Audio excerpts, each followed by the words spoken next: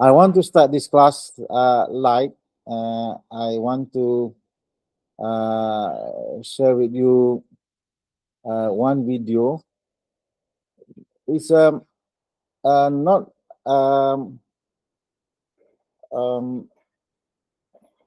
not a super video, but I mean at least it can give us the ice breaking effect, hopefully. So this is the video. The fourth objective, what is the agency problem that you might run into? You'll hear about the agency. Welcome to corporate finance. Can you hear now? Yes. Okay, good. Welcome to Introduction to Corporate Finance. My name is Greg Pierce, finance coach, and we're here to present today one of 12 sessions in corporate finance, a very exciting field, one that you will use in your daily life, whether it be in work or on a personal basis. We'll cover foundational topics that will help you succeed as a financial analyst, as a financial manager, but also in general as director, manager, vice president, or president of your own company. We'll also cover points that will help you tremendously in your personal life, things like how to calculate a mortgage, how much money do I need to save today to reach my financial goals 30 or 40 years from now. So we'll cover a lot of things that are very relevant on a corporate financial basis, but also on a personal financial basis. The information presented will tie closely to the #1 selling collegiate textbook in America, and that is Fundamentals of Corporate Finance by Ross Westerfield and Jordan. This book is one of the best sellers in the undergraduate field and graduate field currently, and it covers just about all the essentials you need to know to become an outstanding manager, as I said before, financial manager, or also to help you live a successful life. We're going to have several key learning objectives in this first session. First, what is corporate finance? What's it all about? And what does a financial manager do every day? What are the key forms of business organization? If I want to start a business, what types of forms are available to me? And some of you may have experienced some of these already as a young person during your life. What are the goals of financial management overall? What is the one overall key objective when you go into work every day?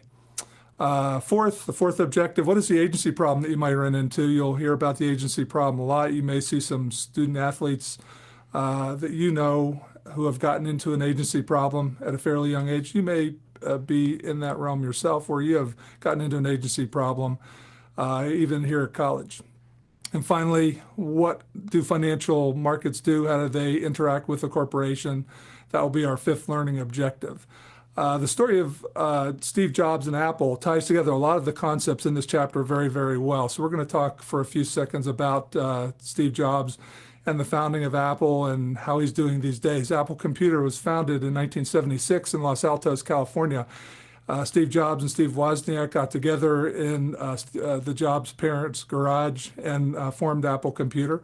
Sales grew very rapidly with the Apple I, Apple II, Apple IIe in the educational market, and the Macintosh, very, very popular computers. Then around 1985, about 9-10 years later, there was an industry-wide sales slump. And Apple got caught in this a bit. Jobs was relieved of his duties. So here he was, the founder of the company, an entrepreneur, and then an executive with the company, relieved of his duties by the board of directors. And he went on to found Next Computer in 1985 and Pixar when he bought the computer graphics division of Lucasfilms in 1986. And as you know, these became highly successful companies. Jobs had 7 million shares, worth $120 million in 1985 when he left Apple. Apple was worth about $1 billion at that time. Contrast that with today when Apple has several hundred million shares and $250 billion in market value. It was one of the highest market capitalization companies in the United States at this time. In 1996, Apple was having some difficulties. So here, this is about 10 years later after Mr. Jobs had been let go. Apple bought Next Computer for about $430 million. Mr. Jobs received $200 million in stock options and a Gulfstream jet, probably to fly back and forth between Pixar and Apple. They needed the visionary back, and the founder was offered to come back to Apple Computer. Today, Apple's one of America's great business success stories. You know the successes of the products that Apple sells, the iPod, the iPhone, the iPad, and a countless stream of innovation. And a lot of that's thanks to Mr. Jobs coming back. So you'll see a lot of these concepts in this session tied together. Okay, perhaps I want to stop here for a while just to elaborate about Steve Jobs and Apple. Well, Steve Jobs was a great inventor. I mean, he's a scientist. I mean, in computer technology, and he doesn't know anything about finance or management when he started his business, and he started as an inventor. So he grew with the company. He introduced Apple One, Apple Two, Apple IIe, and Macintosh. And what is interesting is about 10 years, 10 years after he formed the company, the market, the whole global market was facing sales slump, and a drastic move by the company is where Jobs was fired. Steve Jobs was fired by the company, and this was a company that formed, and he was fired, and he has to leave the company, and he actually started a new company called Next in 1985, and he took over another company called Pixar in 1986. So Job had 7 million share worth 120 million, and that's how he was able to found another company and bought another company. So he was doing well in that sense. And later on, we will relate this with the perspective of corporate finance. And in corporate finance, we are not going to maximize profit, but we are going to maximize wealth, just like Steve Jobs. He was fired from the company where he was the CEO, and he was, of course, he was worth more. He was wealthy. And another interesting development is 10 years after that, in 1996, Apple decided that they will buy Steve Jobs' company Next for 429 million. And so you can imagine Steve Jobs is now richer by 429 million after he sold his company Next to Apple. And Jobs received additional of 200 million stock options. Stock option essentially is an options to buy share in Apple. Okay, and after that he became he was back in Apple to become CEO of Apple, and hence basically he's back in power in Apple. Of course, we know that Steve Jobs passed away because of cancer, and he left a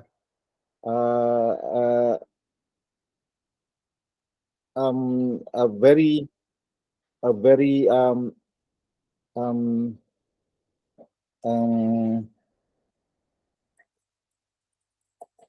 he left a legacy as the founder of Apple.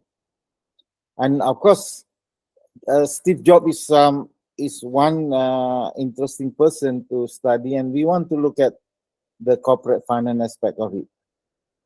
Any question? No problem. Okay, let's continue. Together very neatly by the story of Mr. Jobs, who was a entrepreneur and a founder of Apple, and then an ex-employee, and then re-employed and became an executive once again at Apple Computer. So today we want to talk about what is corporate finance exactly? What does it involve? What are the things that are on the mind of the chief financial officer, the president of the company at all times? Number one of the first questions that is on the mind of the CFO, what long-term investments should we take on? For instance, at Walmart, this might be something like opening a new store in your local area, or do you have enough Walmart stores? How about a Sam's Club? Do we need another Sam's Club? This all falls under the category of capital budgeting. So when you hear the term capital budgeting, we're talking about property, plant, and equipment. How much property, plant, and equipment should we carry in our business? With a software company like Microsoft or Apple, I might be talking about should we develop a new operating system like Windows 7, or in Apple's case, Snow Leopard. These are questions that are on the CFO's mind every day. Question number two, where will we get the financing to build these new buildings, property, plant, and equipment, if we decide to go ahead? This question is called the capital structure question. What is capital structure? Capital structure is the mix of debt, long-term debt, and equity in the firm. Equity, when we talk about equity in all of these sessions, we'll be talking about stocks. And when we talk about debt, debt will come in the form of bonds and sometimes in terms of mortgages. Generally, when we talk about stocks and bonds, we're talking about securities. So we use the term securities throughout all these sessions. We're talking about stocks and bonds. The third decision on the mind of the CFO and CEO every day is how will I manage my everyday financial activities? Here we're talking about working capital management. If you've had an accounting course, you learn that working capital is current assets minus current liabilities. And the key word here is manage. You must manage these details. When we talk about working capital, we're talking about things like cash and accounts receivable, inventory, prepaid assets. Those are your current assets. Current liabilities are things like accounts payable, notes payable, taxes payable, wages payable, interest payable. And when we subtract these two, we get working capital. And this is what must be managed every day by the chief financial officer and others in the company. Again, the key word, let me underscore, is manage. Manage your working capital. So those are the three questions that are on the mind of the financial manager each and every day. Here's a typical organization chart in the large corporation. Again, I have two examples up here, Apple Computer and Microsoft, and they have slightly different titles at times. Generally, the board of directors is at the top of the organization. They manage, they actually hire and fire the managers that will run the corporation. At the top is typically a chairman, chief executive officer. In this case, the CEO, Steve Jobs at Apple, and different title at Microsoft, and that is the chairman, Bill Gates. And Mr. Gates has since moved on a bit, relinquished some of his daily operating activities to move on to run with his wife the Bill and Melinda Gates Foundation. Under these gentlemen, you may have a COO or a CFO or both to help run the organization. For instance, at Apple, you have Tim Cook as COO, and you have Peter Oppenheimer as CFO. And on the other side, on the Microsoft side, you have Steve Ballmer as CEO. He has a CEO title, and Chris Liddell has the CFO title. Now, the CFO is responsible for two groups, typically the treasurer and the controller. What does the treasurer worry about every day? Treasurer worries about cash, essentially. Cash management, should we offer credit, financial planning. Sometimes there's a separate organization under the CFO who does financial planning. It's a very important role. On the controller side, what does the controller do? The controller controls, basically. What does the controller control? Taxes, cost accounting, basically setting in all the controls that are necessary in the corporation. So you see the CFO has a very important role, and we've gone over the three key questions in corporate finance that are on his mind at all times. Yes. Okay. Now, that gives the perspective of corporate finance. So corporate finance is about how a person manages his finance. and so the word corporate here refer to companies, and we are focusing on companies, though we are still going to look at the individual financial affair, because corporate or company is just a conduit, or uh, um, essentially company is just a mechanism for individual to achieve his or her objective of maximizing wealth. And we want to discuss. We start this discussion this morning with this perspective of the difference between maximizing profit and maximizing wealth. Before we go into that, let me start this discussion this morning on the perspective of business organization. So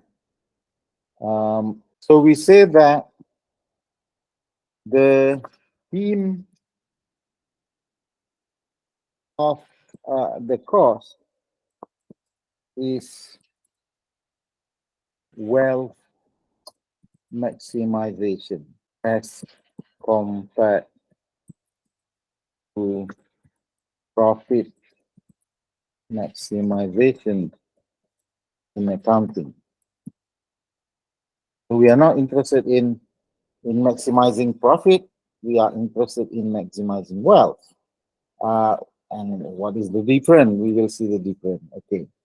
And also another theme is the theme also capitalize companies as the organization or conduit to achieve the target of wealth maximization. Okay. Actually, there are various forms of business organization, and we normally start with the informal business. And informal business, we will define informal business later, but under informal business, we have the sole proprietorship, the partnership, and we have the limited liability partnership. It's called the LLP. Then we have the formal business. We start with the private limited company. This is sendirian berhad. They call it syarikat sendirian berhad. Prof, Yes. are we supposed to see your screen? Wait. Yeah, I overlooked. Okay, thank you. I need to share. Okay, thank you, Prof. Okay. So private limited company, syarikat sendirian berhad, then public company,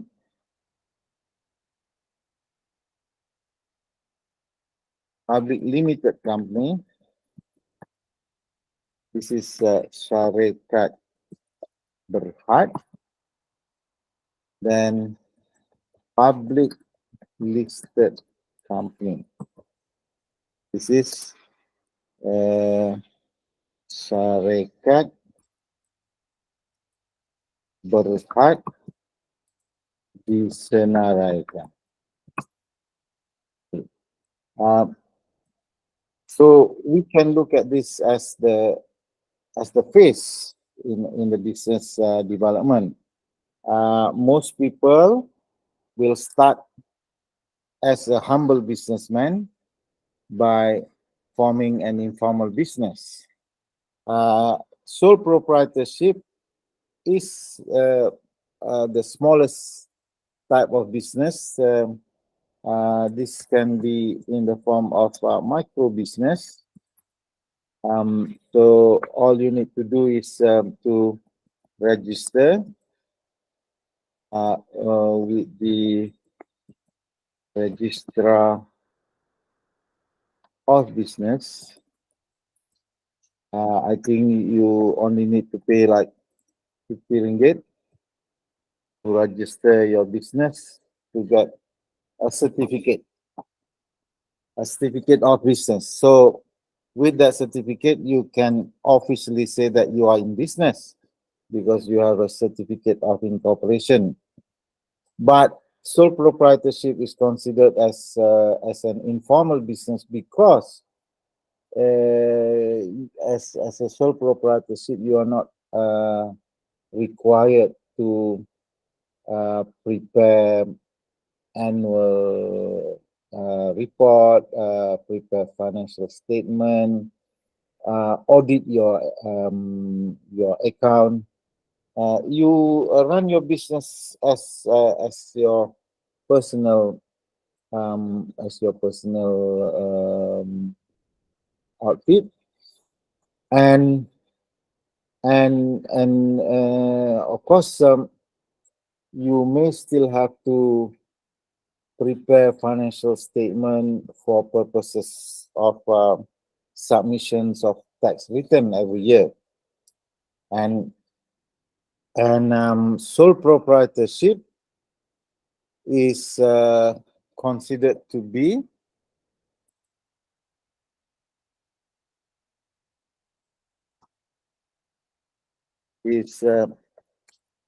considered to be part of you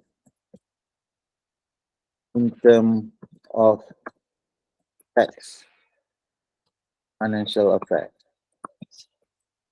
What it means is that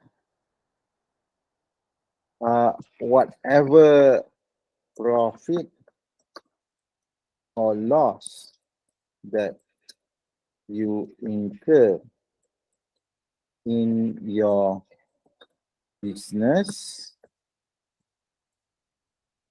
in the form of sole proprietorship is considered as part of your income or loss for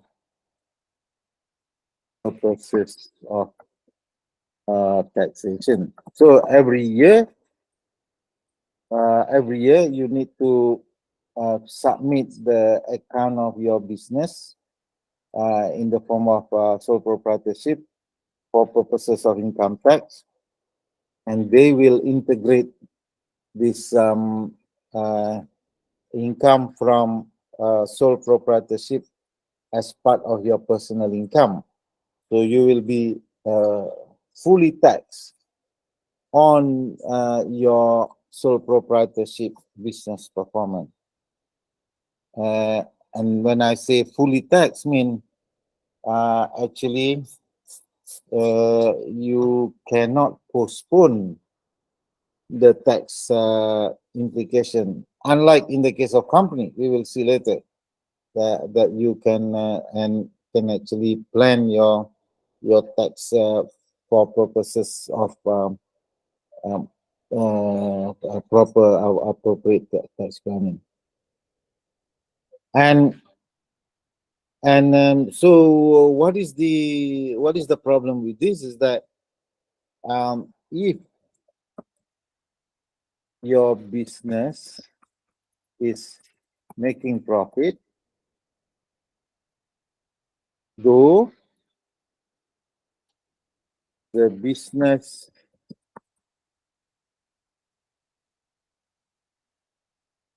does not pay you any dividend, or you do not make any withdrawal of money from the business,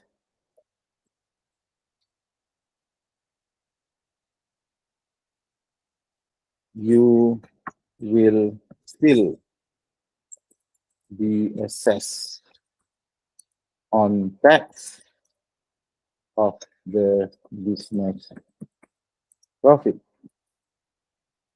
And this is a problem. This is a problem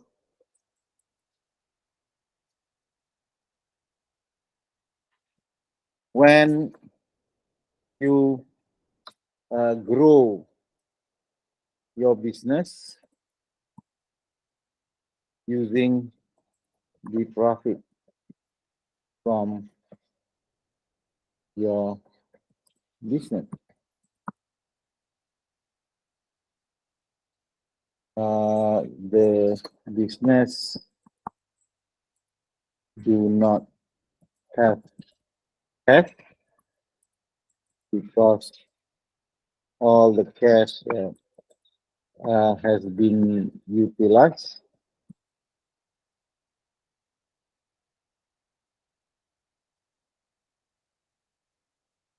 It's been utilized for business growth, essentially invested in capital expenditure.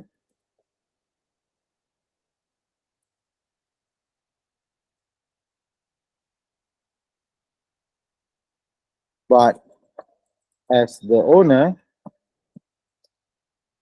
you have to pay tax on the profit of the business. This is an issue. Your business grow. You can see that you have you started with a small stall. Now you are having a shop lot. You have a lot of stock.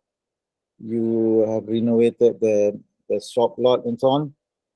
But there's no money. There's no cash. No cash because the business is growing. But the business is making profit. That's how you were able to grow. And that profit has been accounted in the income statement of the business. And because it has been accounted in the income of the business, so it will be assessed for tax purposes. And because the business income is integrated with your other personal income, you will have to pay tax on that profit of the business. And this is an issue. How do you handle this? You need to pay tax, but you don't have cash. And this happens all the time. But of course, for tax purposes, you normally have a few more months to spare before you actually pay all the tax, and you can arrange with the Inland Revenue to pay the tax in installment. But if you don't have, if you do not have any other source, then you may be having a very cash tight position in the next month or years because you have the tax burden. Okay, and so this is sole proprietorship. In the sole proprietorship, only one owner. You may upgrade your business by inviting partners into the business. You may convert your business from sole proprietor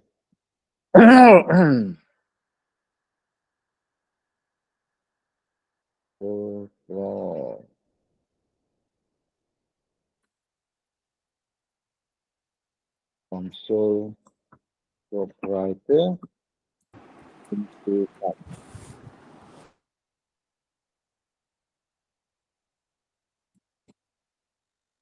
okay, the difference is that the problem is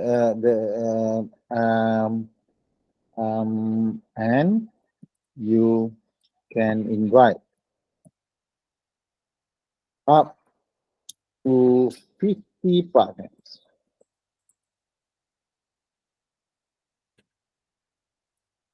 in your business. And the partner will come and contribute capital, and their proportion of ownership is part is based on the on the capital contribution. So you will calculate proportionally. Okay. In Islam,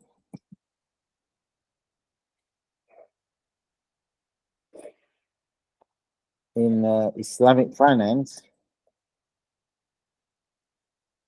there is a special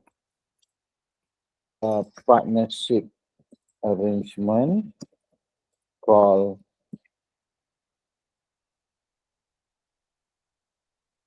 mudarabah, where there may be some partner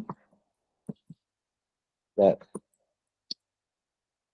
came in without contributing capital.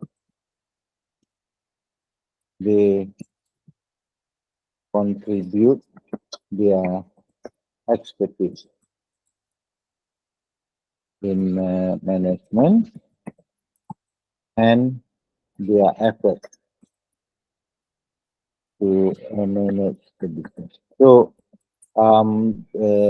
the profit sharing is based on the prior agreement on the profit sharing basis. For example, you can visualize this. You have a company and you have a license as contractor plus F, and then you invited somebody who do not contribute any money, but he helps to upgrade you from class F to class B or class A, for example, and he helps you to get contract from some institution, government institution, for example. So with that, he is now become one of the executive director to manage the partnership, and he will be promised a certain percentage of profit from the business. So that's mudarabah partnership.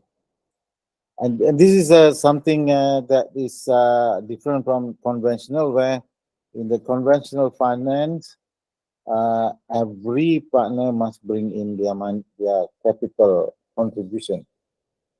Any question? No, Prof. All right. Okay. So now we have the partnership running, and partnership is still considered an informal business.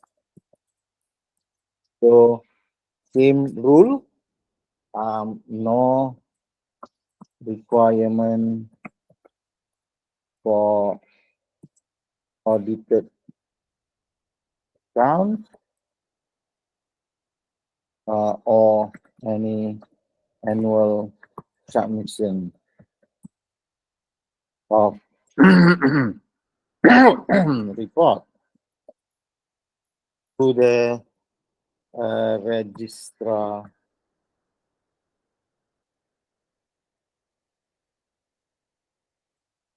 of business. Okay. The tax arrangement is still the same. All profit of the partnership will be integrated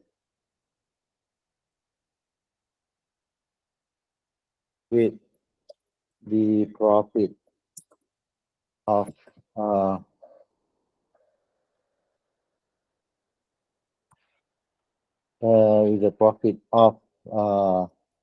individual. So every year, the partnership will prepare a financial statement showing the performance of the partnership,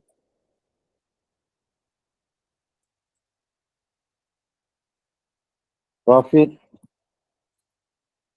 will be divided all partners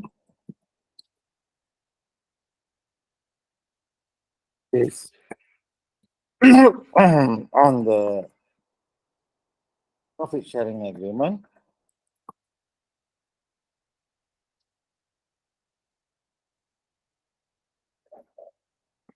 and profit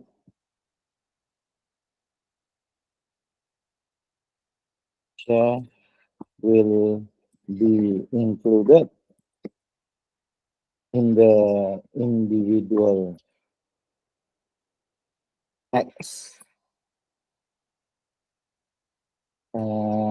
calculation. So same problem. If the business is doing well, profit will be divided into each of the partner, even though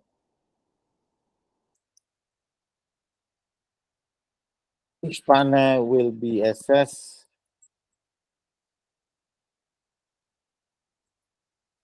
on the share of the profit, even though they do not get any distribution of real profit annually. So when business grow, the business expanded, all profit will be used for expansion, but the profit will be divided to all the partners and each of the partner will have to pay tax every year on the based on the income statement, even though they do not get anything from the partnership. Worse still, we have the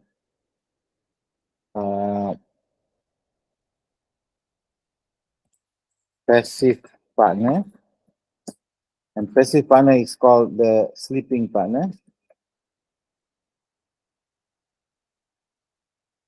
Sleeping partner who do not participate in the partnership management,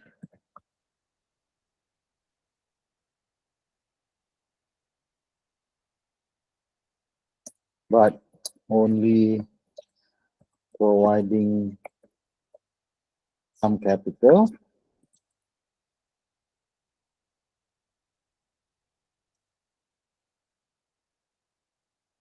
They will still have to declare their share of partnership profit,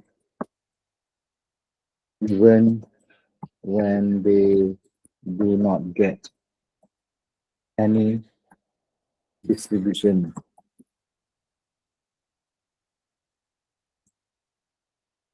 So even though they do not get any distribution of profit, they still have to declare and pay tax. So you can imagine, as a sleeping partner, you do not know head and tail of the partnership. You're just a partner providing capital, but every year you pay tax. And in partnership,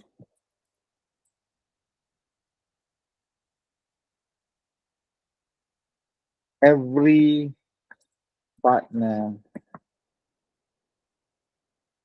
is having equal right in managing the partnership, and that will bind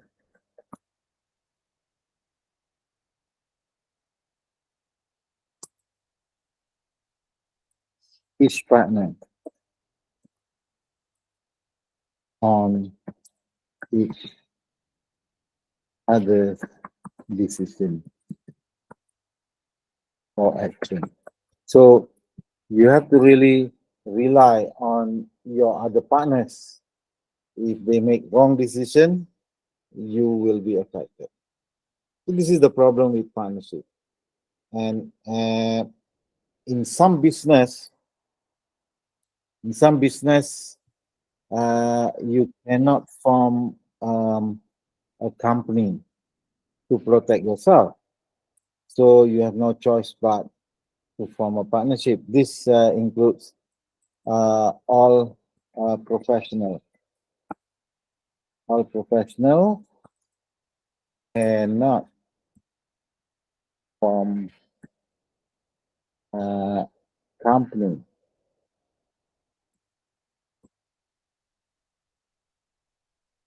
to protect themselves. So they have to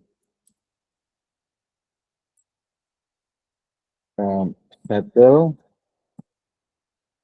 with partnership.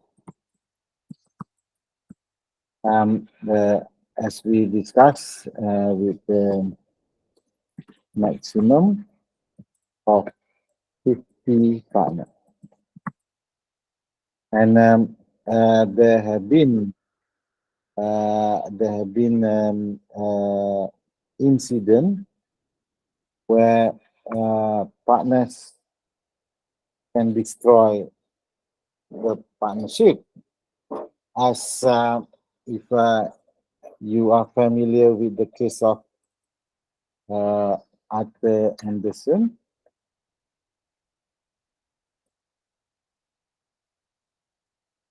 And partner in the US.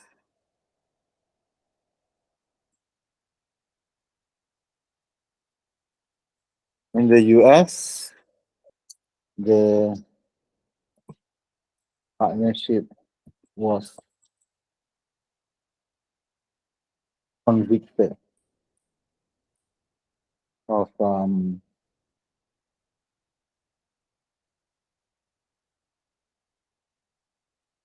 wrongdoing as an auditor, and the partnership was dissolved with some partners in Malaysia was also or were also affected. So today there is no Arthur Anderson anymore. The whole partnership is being dissolved. So this is the problem with partnership. So in the longer term, we need to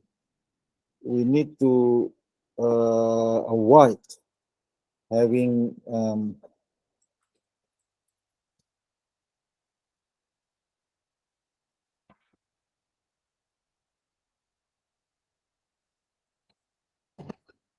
having businesses in the form of proprietorship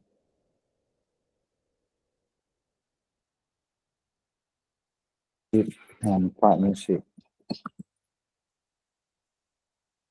In Malaysia, there was a case of a company in Perak where a husband and wife partnership in the pharmaceutical company were charged by the Bank Negara for money laundering.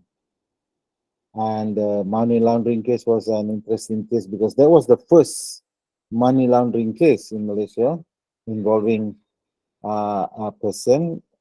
Essentially, money laundering is a very broad case. I mean, what it means is that if a person is caught having money in their bank account and he or she cannot reason or cannot prove and give evidence on the source of the money, then it will be caught under money laundering, and and you will be charged. And the charge at that time was a jail sentence for as long as 10 years, I think. So what happened was this husband and wife team was in a partnership, but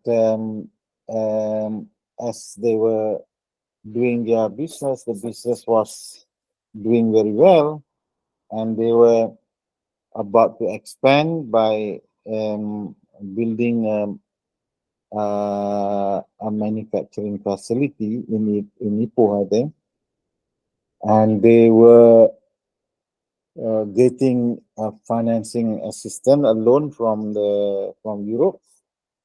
The loan was approved, and as this was happening, the marriage was having problem, and they were in the process of divorce.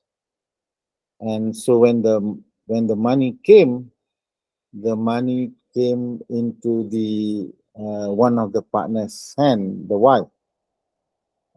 So the husband reported this to Bank Negara as money laundering, and Bank Negara investigated the case and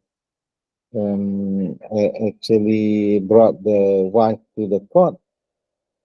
And in the end, the wife was not able to prove all the documents of financing or loan from Europe, because most of the documents have been destroyed by the husband. And she was charged by the court, and she ended up in the jail for several years. This is a classical case because it is not only involving business but involving the life partners. Right. Any questions or comment on the sole proprietorship and partnership?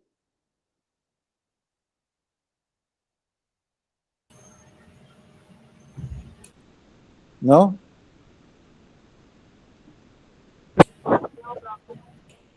Okay. So what I got a Yeah. question because I'm dealing with this kind of company that having this kind of partnership, sleeping Okay. partnership. So Right. like a project basis company, they have like a single company that override subsidized under his company lah. Let's say they want to participate in CIDB G7 company, they need to use this company that Bumi own. But Right. the Malay own was just a numbers on papers only. They have not any share money or everything lah. So how did they affected based on the story that you tell us just now? They still need to declare everything and affected lah. Yes. Is it partnership or company? Uh, it's a company, but it's just a nominee name that the Okay. first company borrow the Malay name just for the CIDB G7 allow lah for project Okay. participation. Okay. If it is a company, then company has a unique statute. Actually, a company is created by a group of people, and the company has its memorandum of association, and in the memorandum you can actually plan it well so that you protect yourself against a lot of things. So if you have some shareholder in the company that is not real, normally it can be done very easily by allotting some share to certain person, but then at the same time you ask this person to sign uh, a, a blank form, which is the blank transfer form, which means basically officially you are owning, let's say, 60% share in the company, but at the same time you have signed a blank transfer form, which can be executed at any time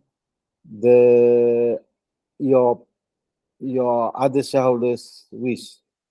So, for example, as long as you are useful, they will keep you as the majority shareholders. But when you become useless, they just execute the blank transfer form and transfer back the 60% into their name.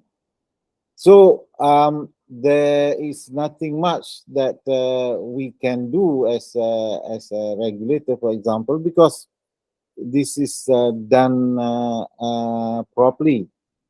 The only way that you can investigate is if, for example, this person that has been victimized because his share has been transferred back to other owner without his knowledge, he can go to the court and prove the case that he was victimized. I mean, but it is very difficult to win the case. In the past, there have been many cases like that. The issue is when you sign the blank transfer form at your own will, free will, then you are actually giving way. I mean, it's been a practice also in the market. When they appoint you as a director of a public listed company, you will at the same time sign a resignation letter. But the resignation letter is not dated. So anytime that you go against the will of the board, they will just date the resignation letter and submit. And so you are, in a sense, at the mercy of the board of directors. I mean, this is how the corporate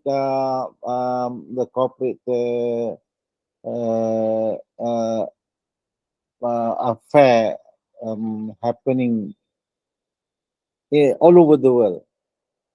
Of course, is that unethical? The answer is yes, it is unethical because you are putting everyone that sit on the board at ransom. But is it illegal? It's very difficult to prove that it is illegal because you sign the resignation letter. So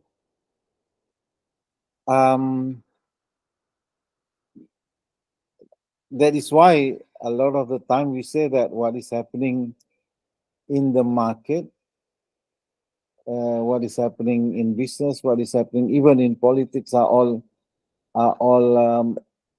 theater. These are all script that has been written, and everyone is just being an actor following the script. Yeah, that sounds very serious. Yeah, because it's happening, Prof. Because I'm working in the technology financial. So when a company want to approach for a loan financing based on project, so when we hand out the statutory declaration form, they need to sign because they are the director and the shareholder based on the paper on the company. Right. But when the owner of the company say, oh, they just what we call it, a kuda, a horse that they use for participate, they become an issue lah because they want to write to us the waiver letter.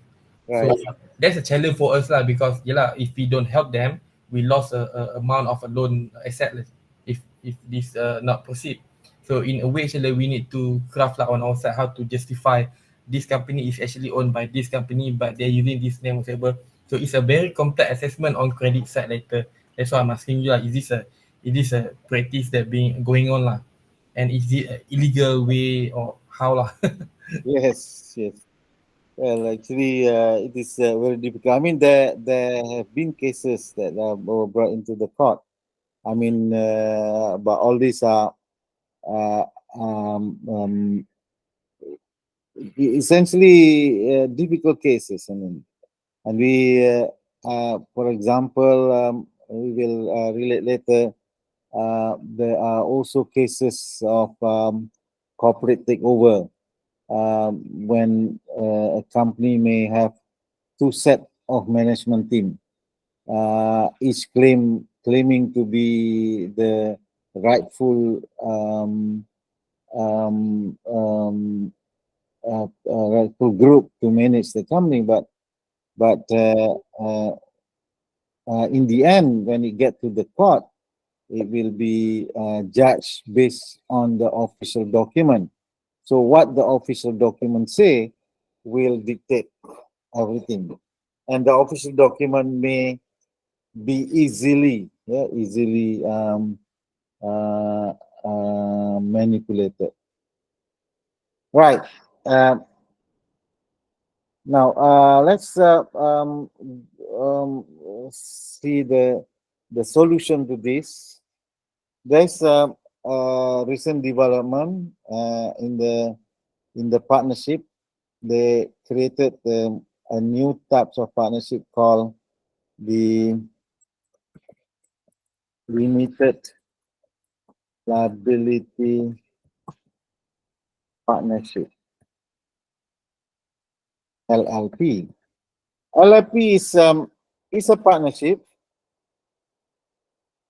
um, and as a partnership, the tax perspective is still the same. The only difference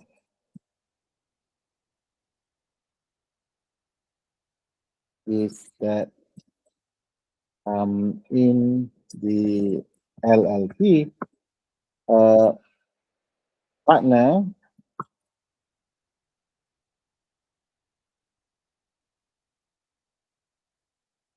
liabilities is limited to the amount of capital that they contributed into the partnership. So this solves the issue of limited liabilities. And as we discussed earlier, sole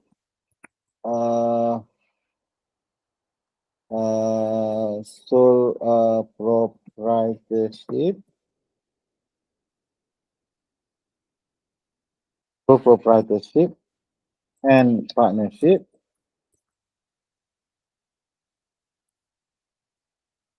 is an unlimited liability form of business.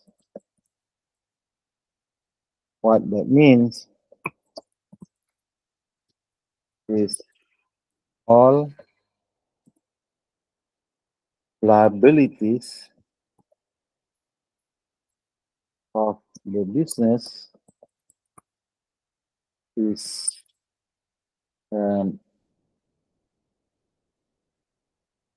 accrued to all owners. If there is insufficient asset to cover the liabilities, then the individual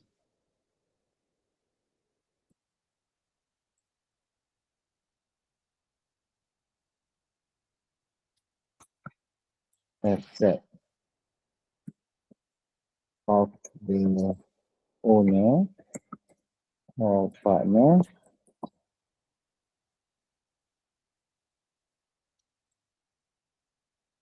can be claimed by the creditors. So, in the case of sole proprietorship and partnership, if the business are not doing well and the business had to be winded, so they have to wind up the business.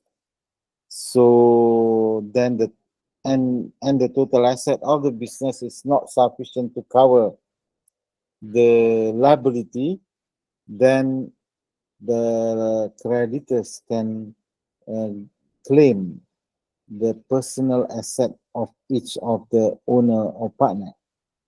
There is no limited liabilities in that respect.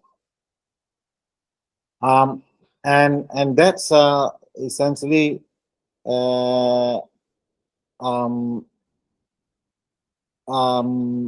victimize a lot of the business owner and partners.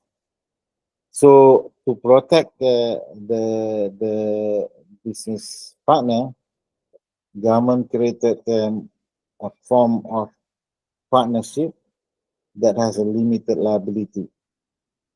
And with this limited liability, if you invest in a limited liability partnership, LLP, then whatever you put your money in that partnership is your only liabilities.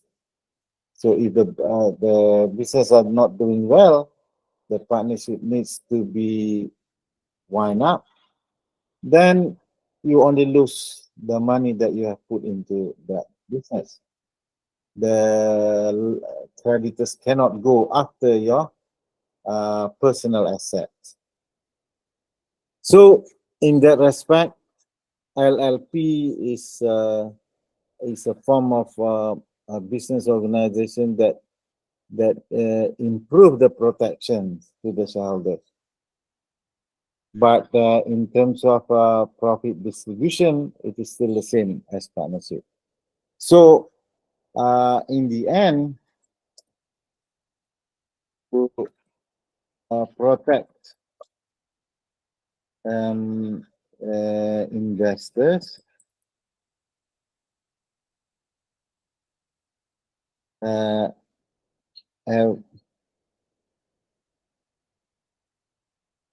a company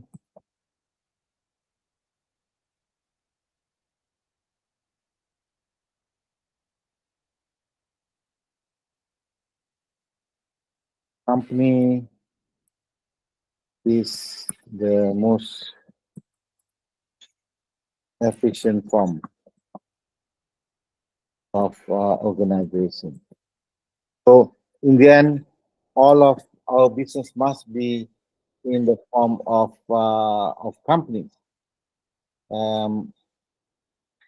With companies, first we protect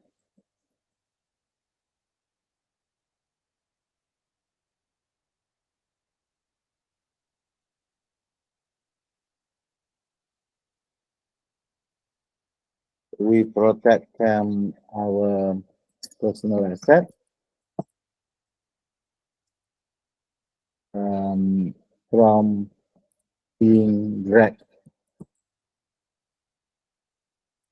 into the business affair. That's why we see many successful corporate leader, as the business grow up, they will form private limited company to protect themselves. So they will move some of their asset to the private limited company, and later on, when their business are not doing well, it is just the business or the company that will be affected. Their individual asset in the form of their private company is protected. The tax liability of the company is separated from the tax liability of the shareholder. Actually, the shareholders has nothing to do with the company in terms of taxation. Each company is considered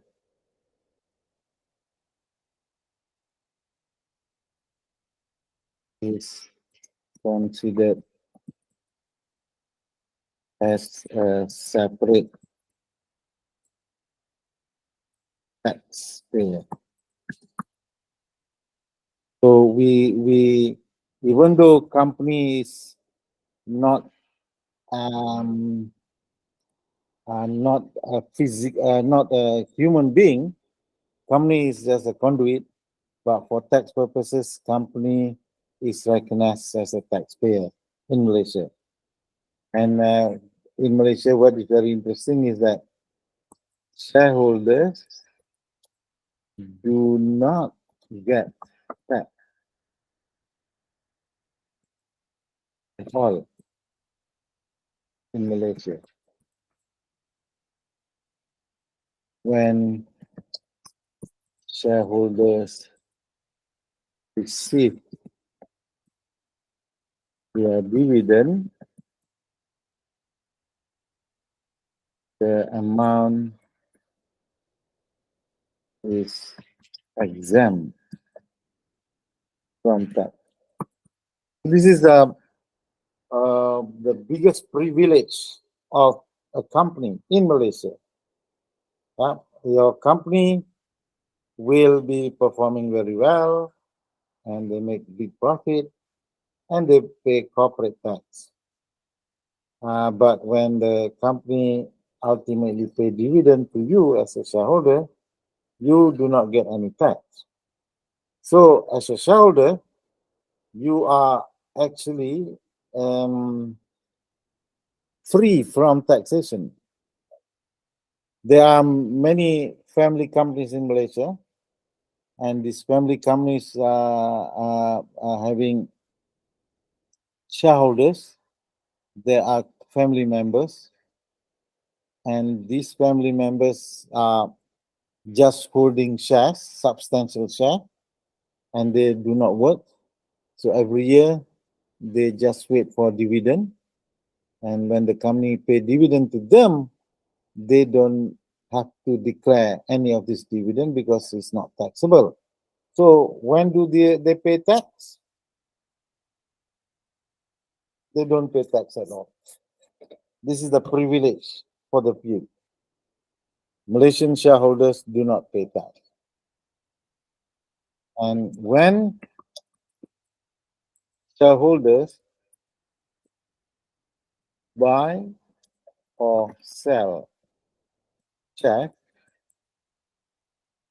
their profit from share trading are also not taxable. So this is double privilege. Not only that, they don't pay tax on the dividend that they receive. When they buy and sell their share, they also don't get tax. So when does this shareholder really feel that they contribute to tax?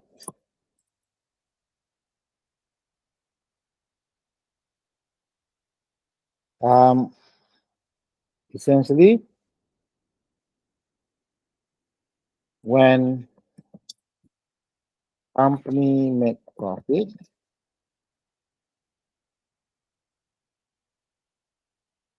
the company pay tax. So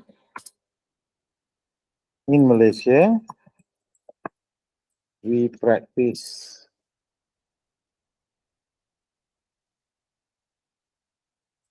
system that avoid double taxation. Means the amount that suffered tax at source, so there is no subsequent tax on profit.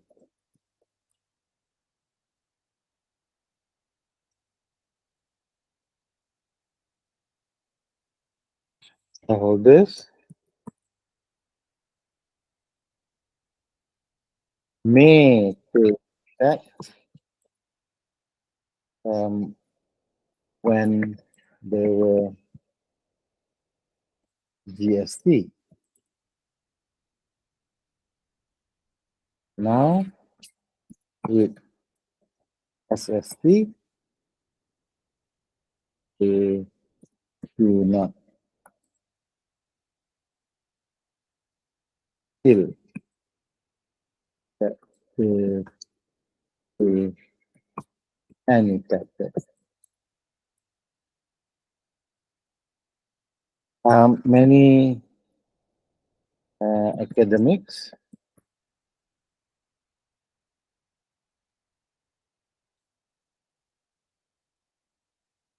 believe that there are this practice of tax shifting where even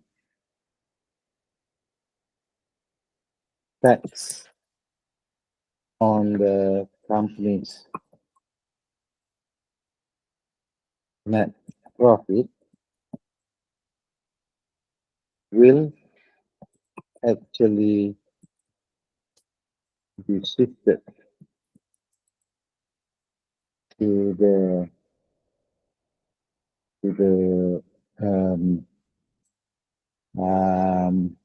customer, supplier,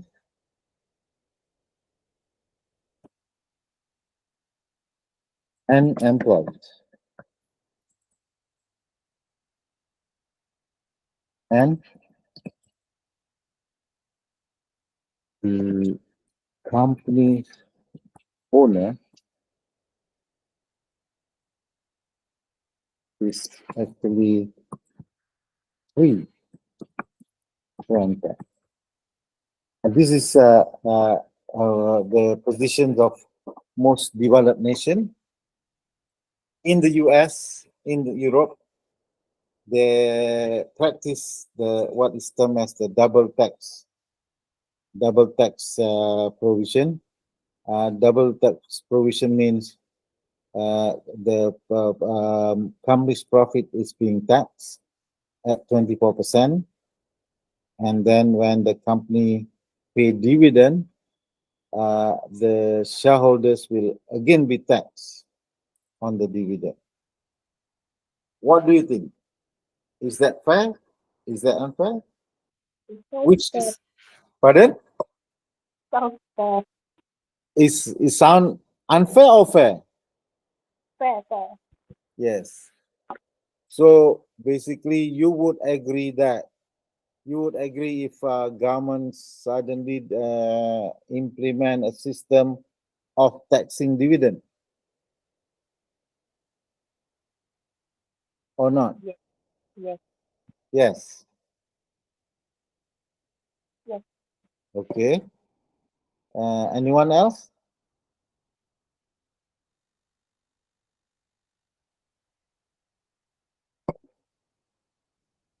Would you be in favor of a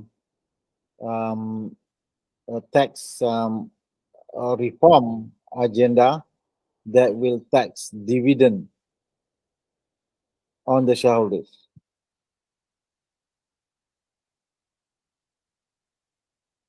And will tax capital gain on the profit from the sale of shares?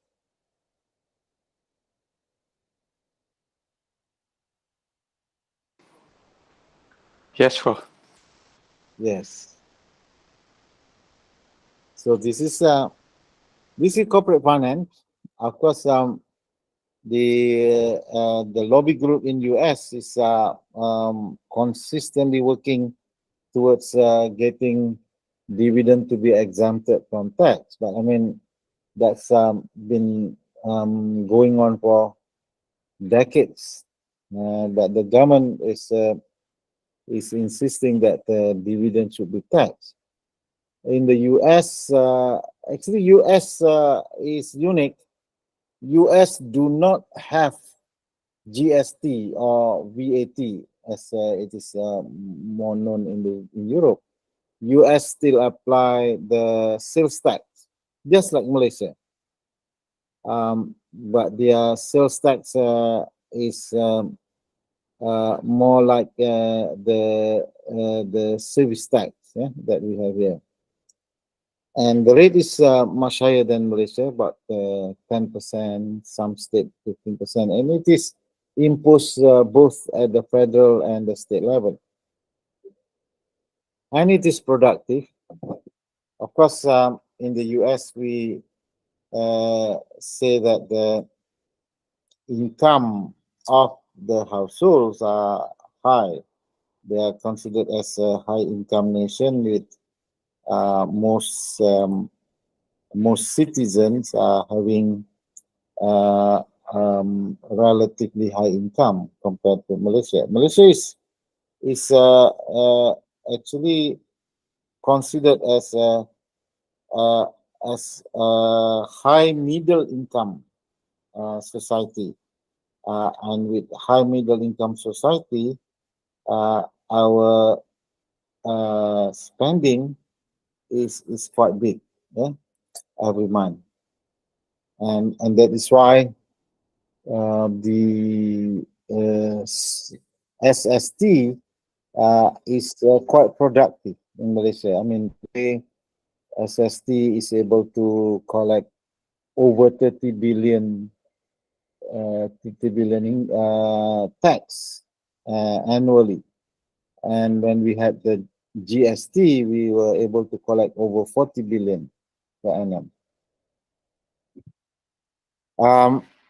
The trend is in the future, we will see more of indirect taxes that will be imposed on citizens like us. So we will see many more mechanism to actually tax the income of companies. Sorry, of individual household, regardless of the company. So we may have a situation in the future where the government could actually replace income tax with GST, and that's is another perspective that we will have to consider, because when you replace income tax with GST, you are actually moving towards indirect tax system, and an indirect tax system will lead to what is termed as the regressivity in the tax system, because indirect tax are regressive.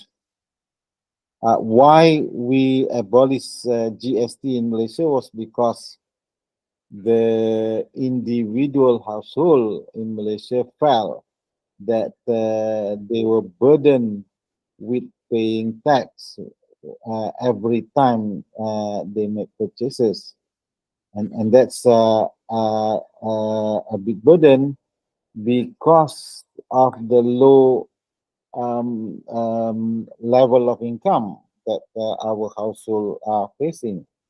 So when the income of the household are low and we have the GST, then the impact of regressivity will be much felt, in the sense because percentage of tax over total income will be high, very high for the low income group compared to the higher income group.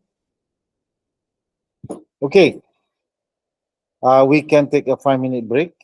So we've done with the informal business.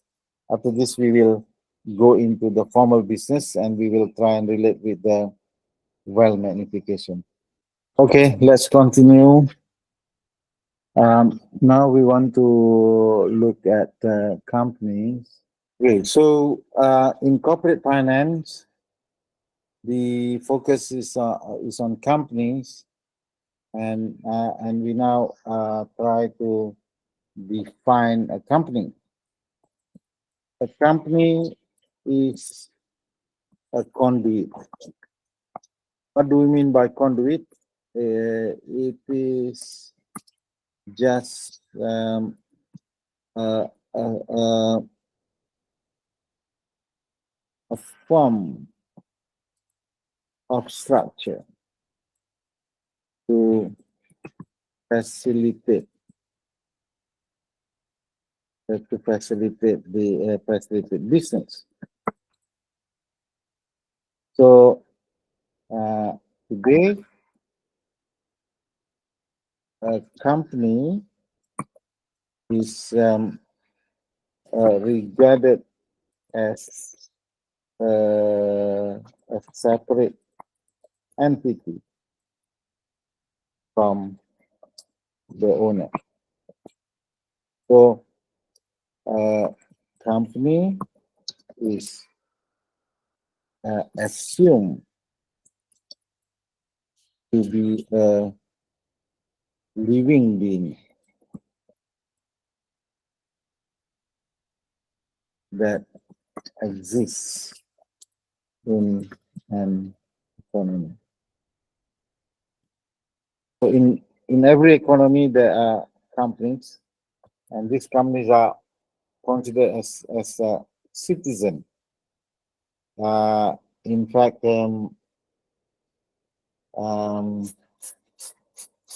for purposes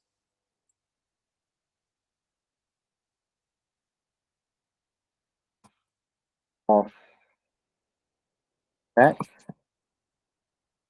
in Malaysia, we classify a company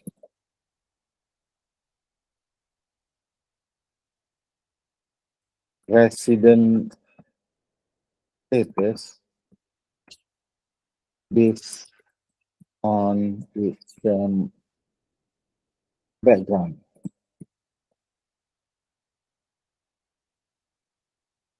For example,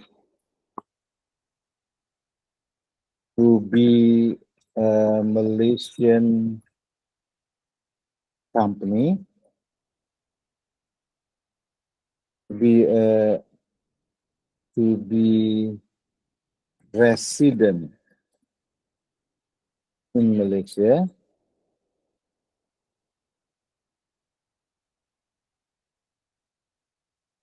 a company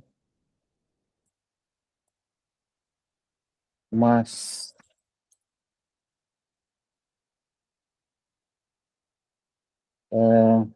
conduct its business in Malaysia. But conducting business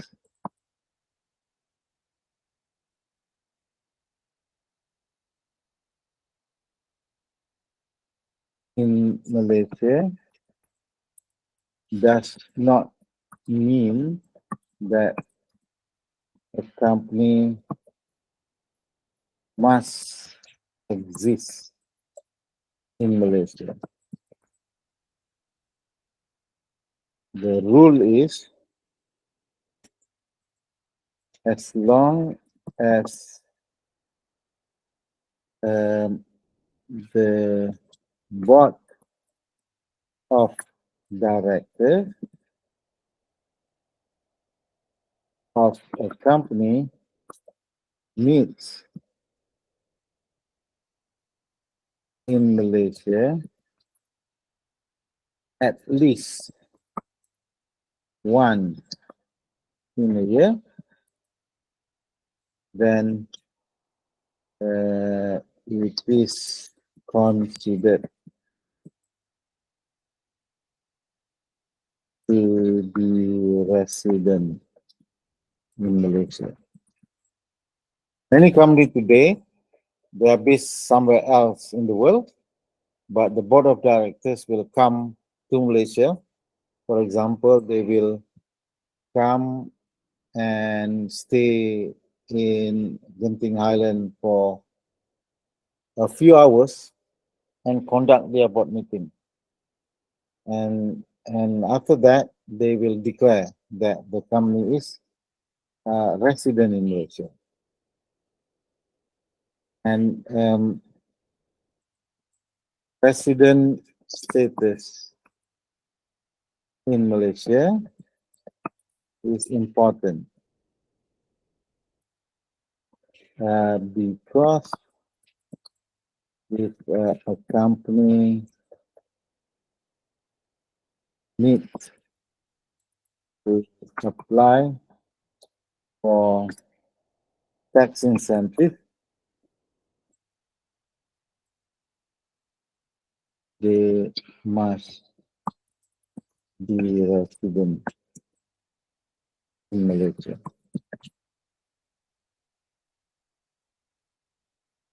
For example, okay, so now we also said just now that as a separate legal entity, the company assets and liabilities are separated from the owner, and the owners are the shareholders. The shareholders are just the official owner, and the shareholders are separated from the company. Actually,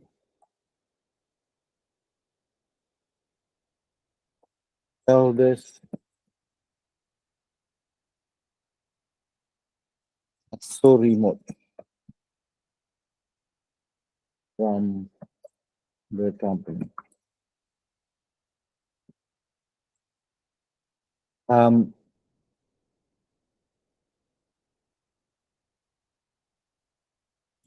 Shareholders are treated as outsiders.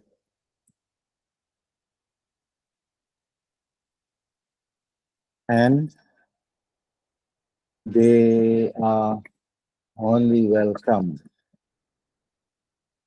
into the company once a year in an annual general meeting, when they will vote for all the agenda.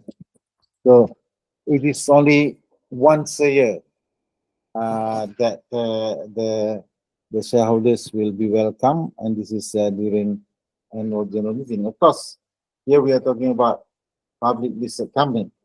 In the case of private limited company, though strictly the relationship still the same, but in the private limited company, the shareholders are more apparent, and the shareholders are more powerful in dictating the company's operation.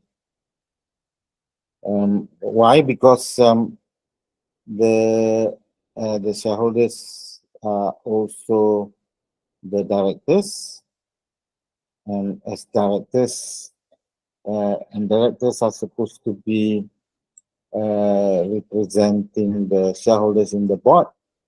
So you have the board of directors that is dictating the policy of the company, and if you are then appointed as executive directors, either as CEO or as executive directors, your influence in the company is more apparent. Right. In reality,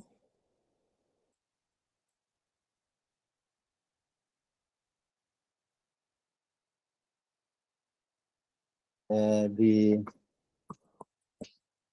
shareholders, directors, and executive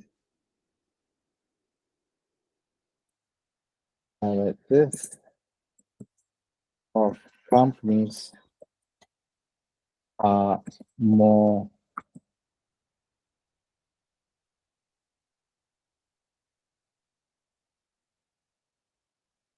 have more apparent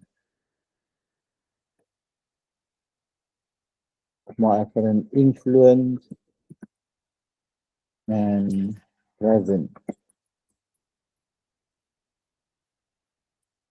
in a company. This is where basically we need to separate between the private limited companies, public companies, and the public listed company. A private limited company must at least have 2 shareholders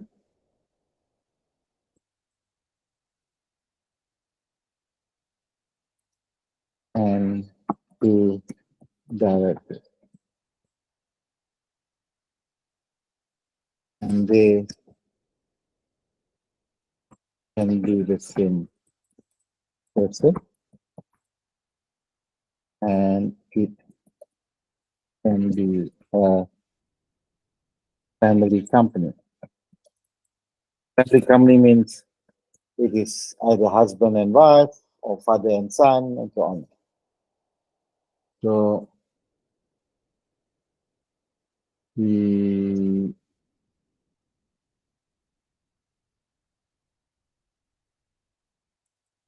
shareholding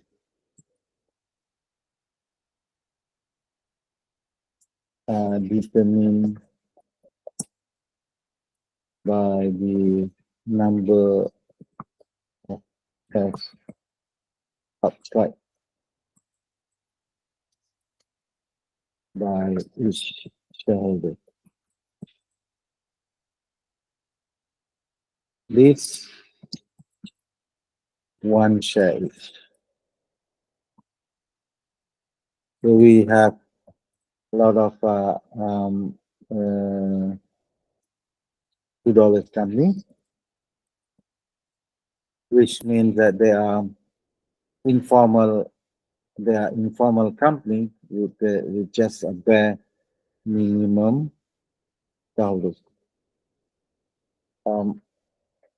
It is not different from a bigger company that have hundreds of millions of shareholding or rather paid out capital. Okay. Normally, paid up capital is the determinant of a company's credibility. I mean, I have been consultant to some companies, and some companies were able to generate a high paid up capital just by manipulating an asset. We will see some example later, but this is legitimate as long as the company can prove that that the share has been allotted on each of the shareholders based on some consideration. What do we mean by that? Share must be allotted based on financial consideration. Normally, cash injected into the company, cash or asset injected into the company.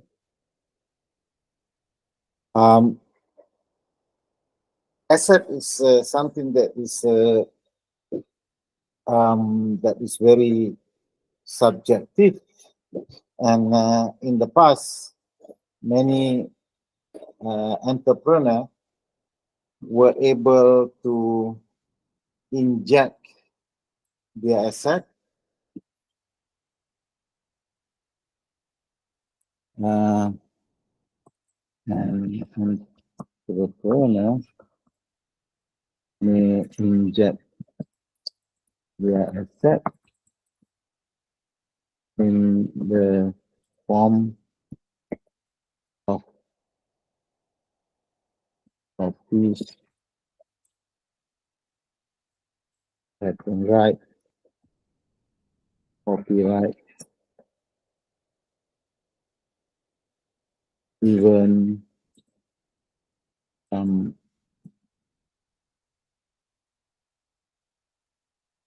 income right. In 1997, I used to have an office in Silicon Valley, and we were essentially searching for potential proprietary right in technology, especially from the Silicon Valley. Silicon Valley is essentially an area that was considered bare at that time, because they have many warehouses, but the warehouse were empty, and business were not doing well. So the Stanford University professor make arrangement with the developer, the property developer, to convert those warehouse into cubicle, and they then brought in as many graduates from Stanford University in technology, in business, and so on, to form groups, small group, 4 or 5 people, to work on for possible proprietary. And what is this proprietary? It's in the form of business opportunity that can be capitalized. And at that time, the share market was booming, and the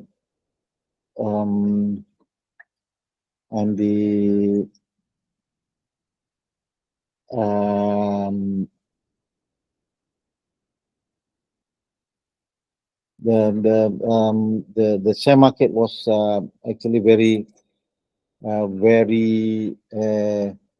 positive in trying to capitalize the opportunity from the .com development. And there are technology counters, NASDAQ, that actually allow company to be listed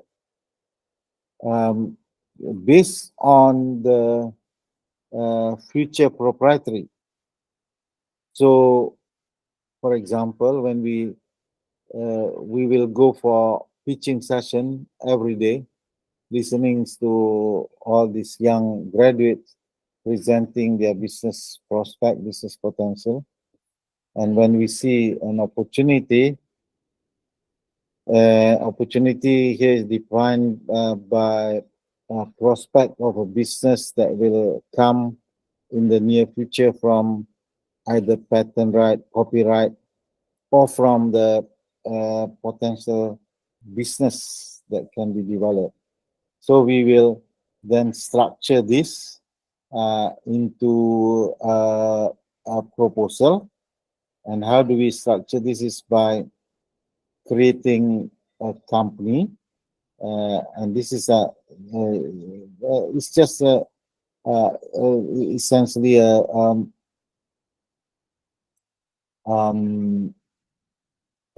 conduit company that we will then inject the proprietary right into the company, and we will value this proprietary right for several million, and that become the main asset of the company. We will then bring in the teams that has invented the proprietary, and they are given about 30% share in the company, and the rest 70% will be structured to be owned by venture capitalists.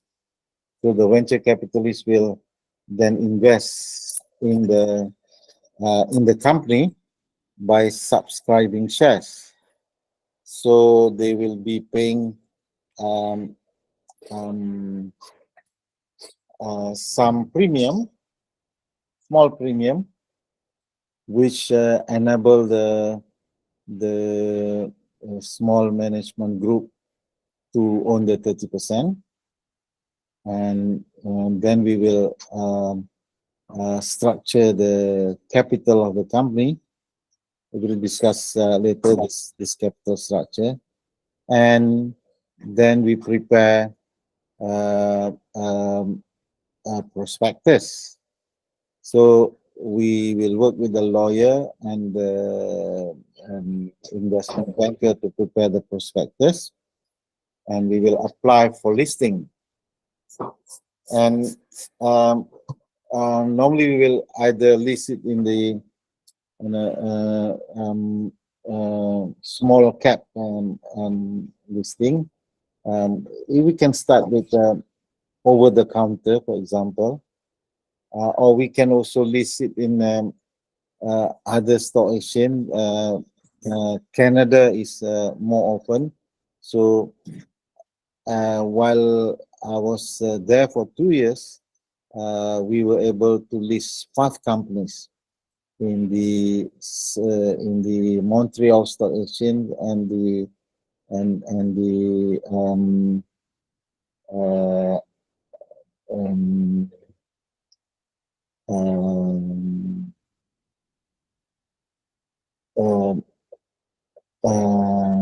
another city in Canada is called.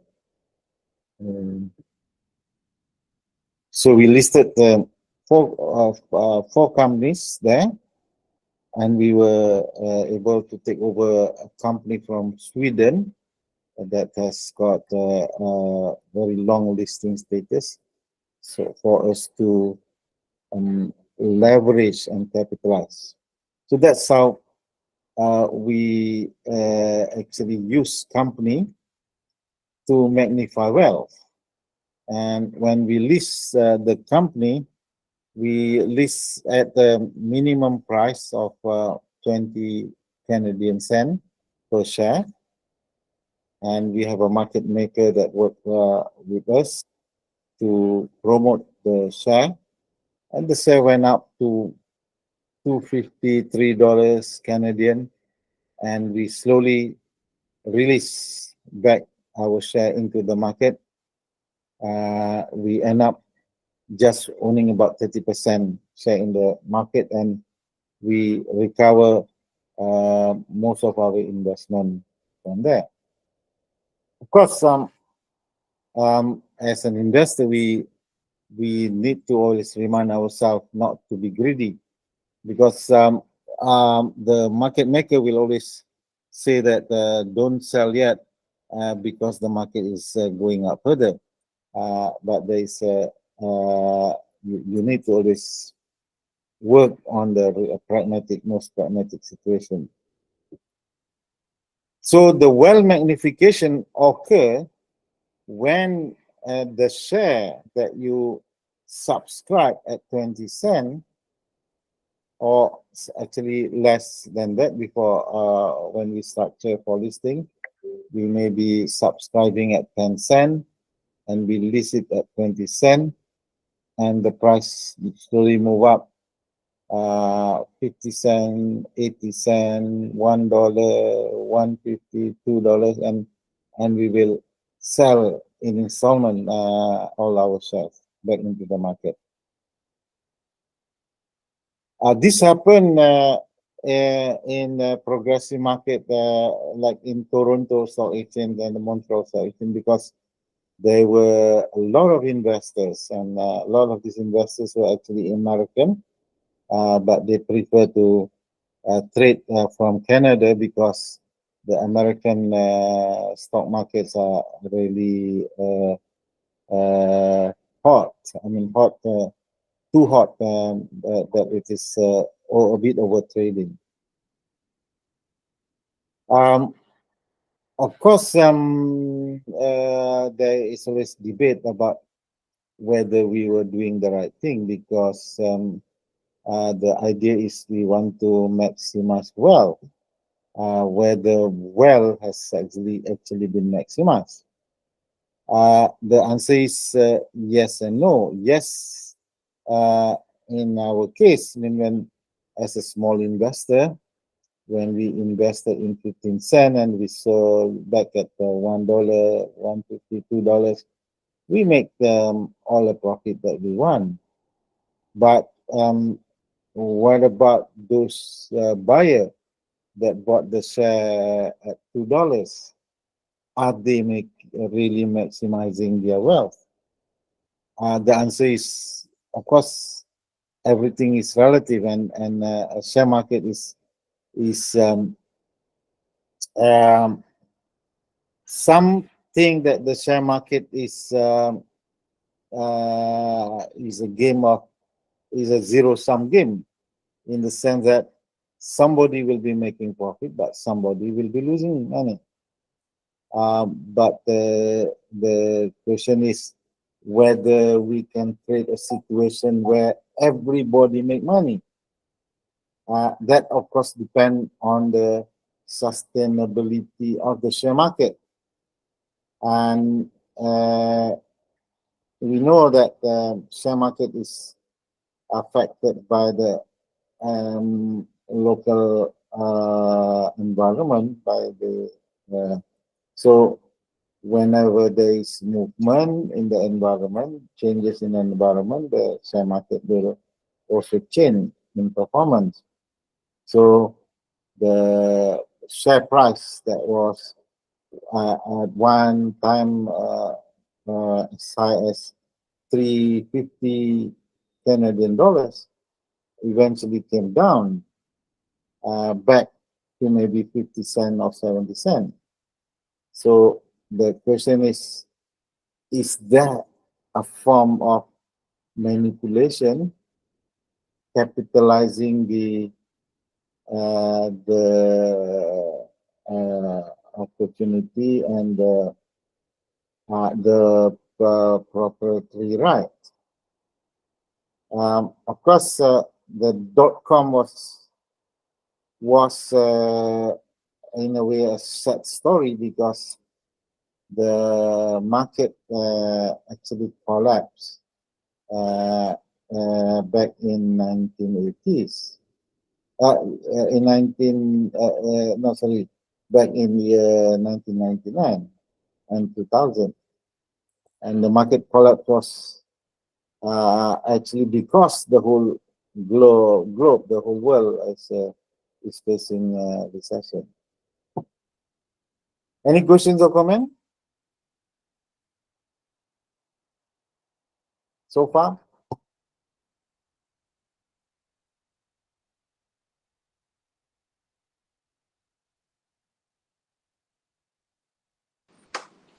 So far, okay, bro. Right. Let's go into the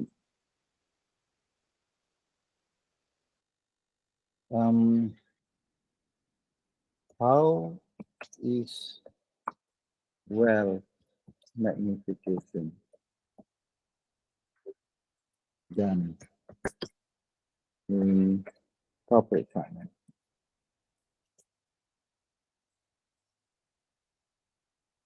Okay, so we say that first of all business must be viable.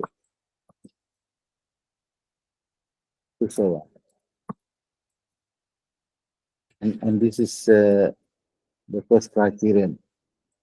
And viability is related to both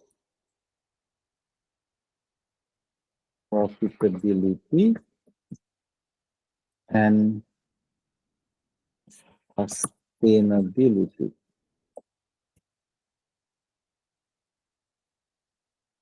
Each business has a different profit margin.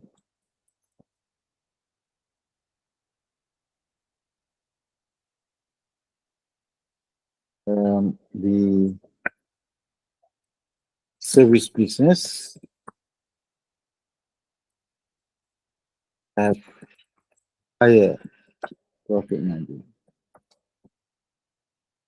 than the manufacturing or trading.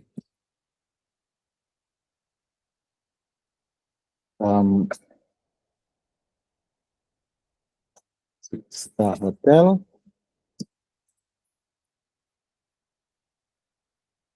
profit margin is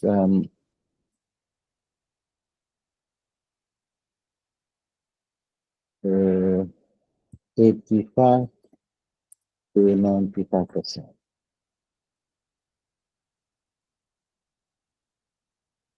Star Hotel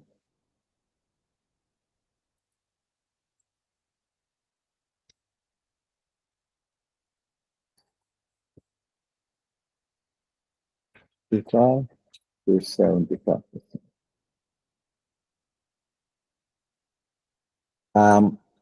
Professional firm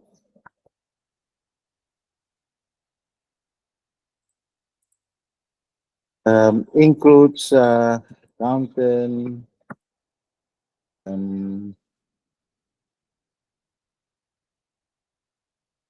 lawyers, engineer,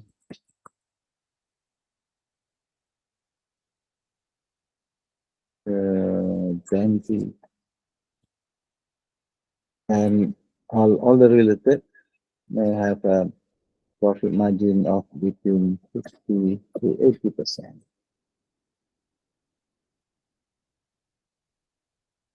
80%. Architect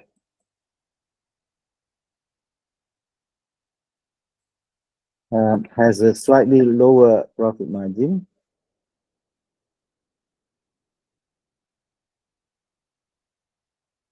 because they require some raw material in the work. We will define what is profit margin shortly. Tourism, also higher profit margin.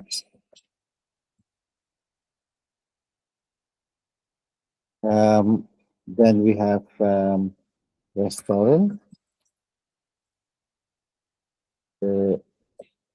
5-star,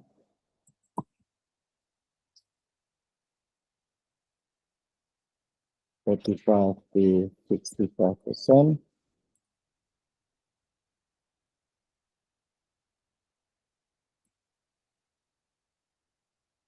Small 18 place,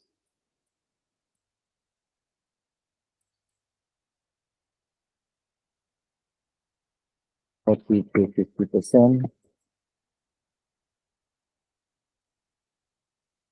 Manufacturing, food businesses. Business. Food business are those that make food product.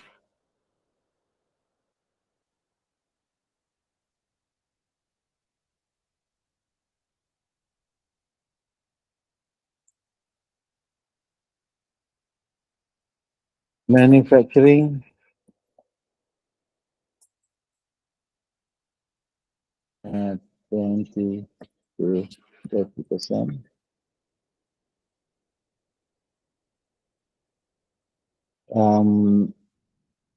Development company, 30 to 50%, depending on the types of development. Contractors,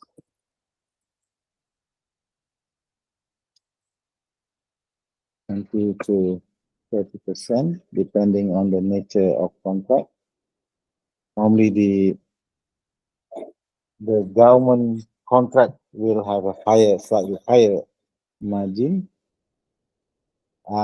The retails,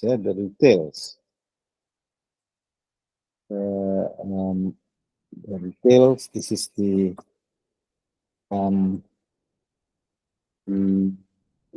outlet between 20 to 30%. The hypermarket,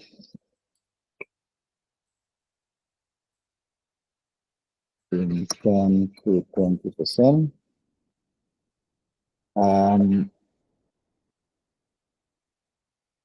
Petrol station,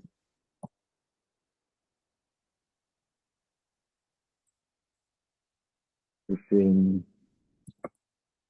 4 to 7%. Wholesale,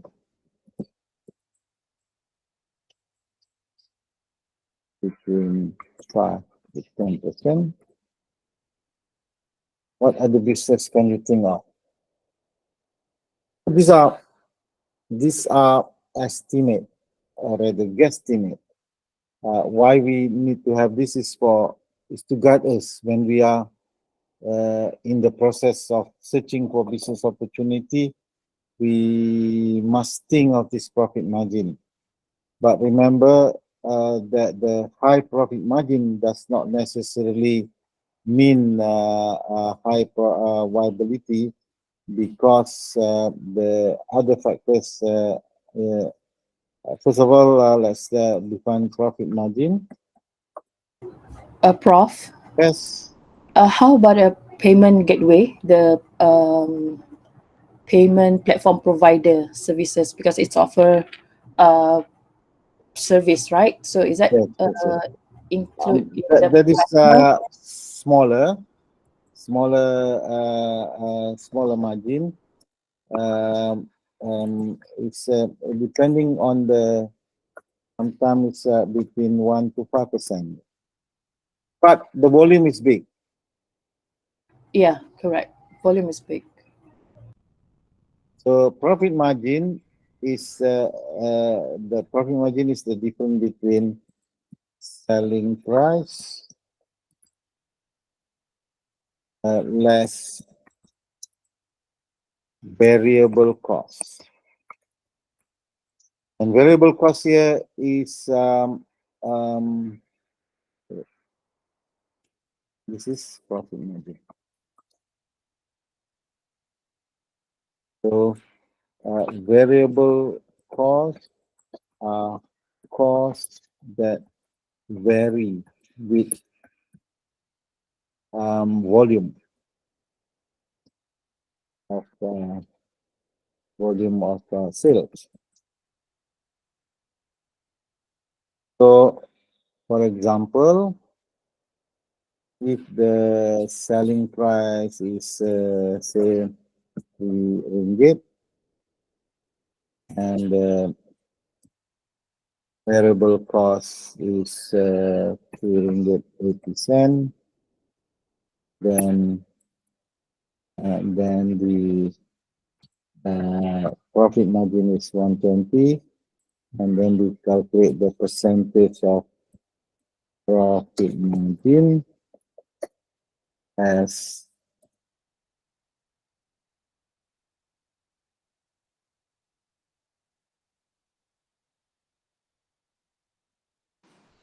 Variable is 1 ringgit 80, Prof.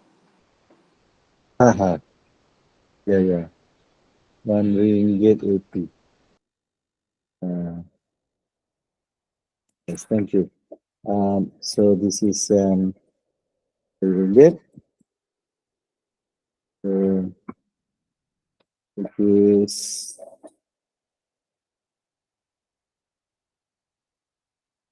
120 divided by 40%. 40%, yeah?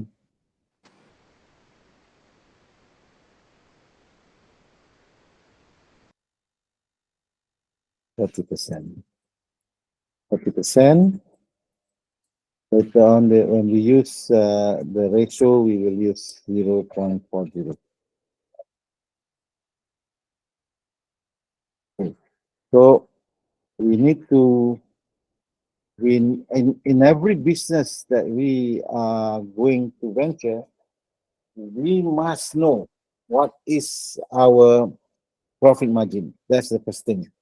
The next thing that we must know is our operating overhead. And operating overhead is actually the operating expense.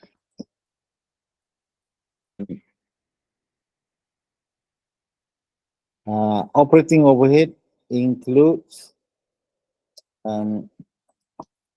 wages and salaries. Why we normally separate wages and salaries?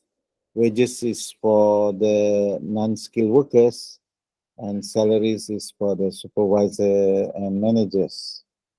Rental, utilities,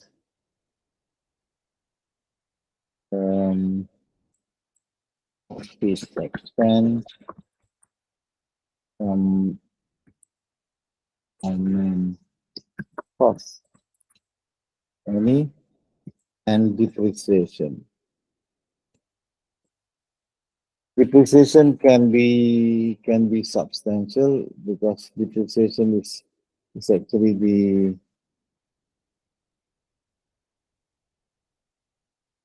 capital expenditure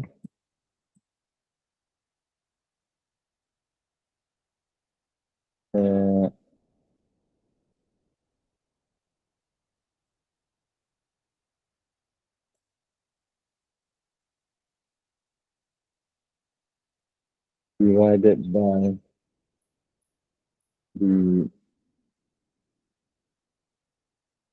period of usage. Normally, we will calculate this on a monthly basis, yeah, the depreciation, so that we will have what is the monthly depreciation. So, operating expense are normally calculated monthly. So that we will have also all our indicator as a monthly indicator. And a business is the act of balancing between profit margin and operating overhead. What does it mean? So business is the art of generating sufficient contribution margin. Contribution margin is actually the profit margin.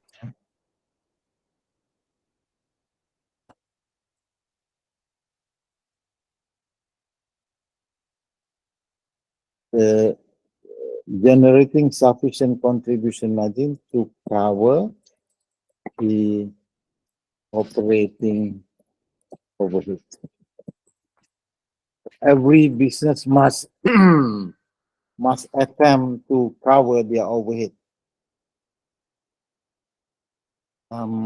The ability to cover the overhead means we are eliminating the possible bleeding in business operation. So, for example, we hear of this news recently. KFC is going to close 100 outlets.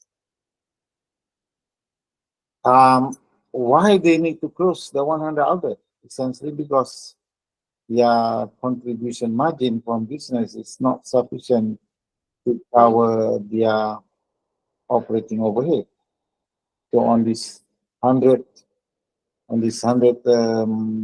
outlet, their sales do not provide enough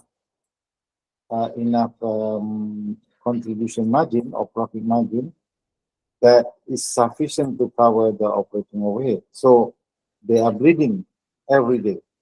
They are bleeding every day because every day they are making losses.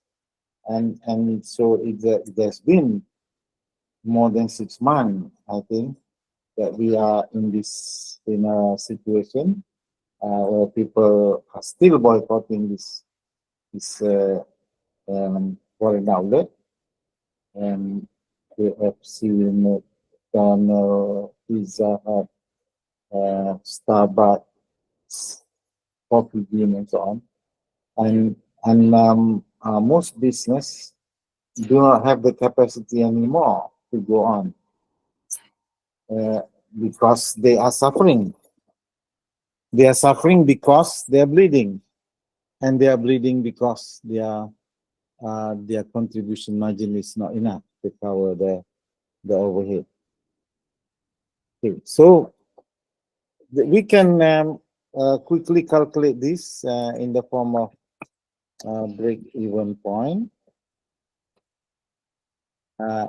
BEP, and BEP is essentially comparing the operating overhead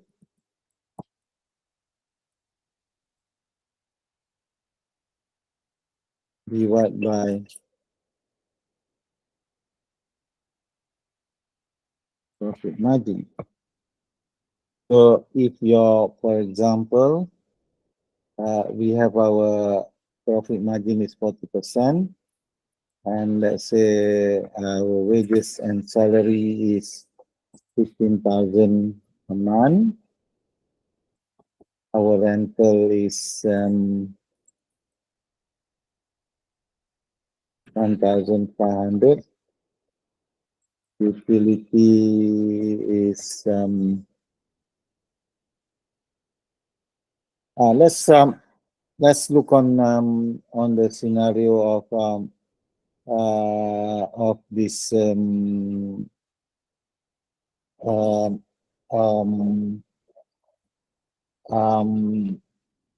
Kentucky Fried Chicken.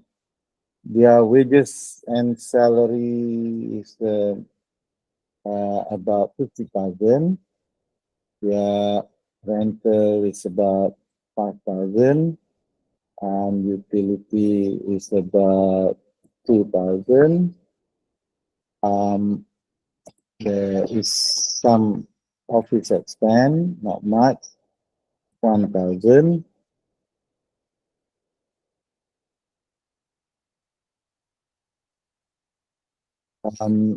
We assume that they have a finance cost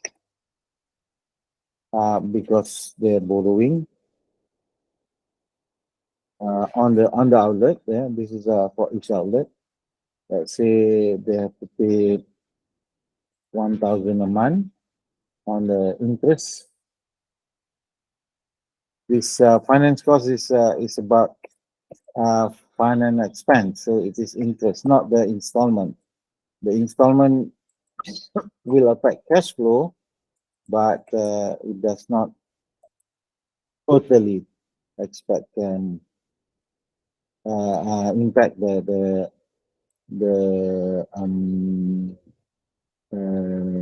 overhead. Depreciation, I'd say this is if they have spent, for example, 1 million, and we divide this by 5 years, so it's 60 demand.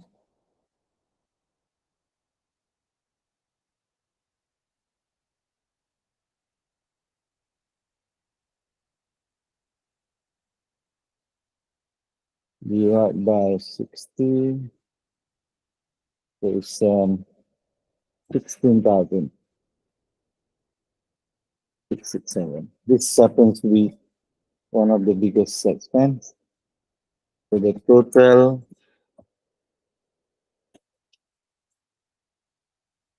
is 76,170. Okay, and the profit margin for KFC, because it is a restaurant, and they are perhaps in the at about 45%. 45%.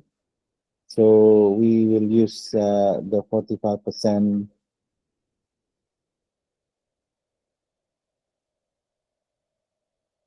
So you see here that the profit margin for KFC is 45%. The operating overhead is 16,067 per month. So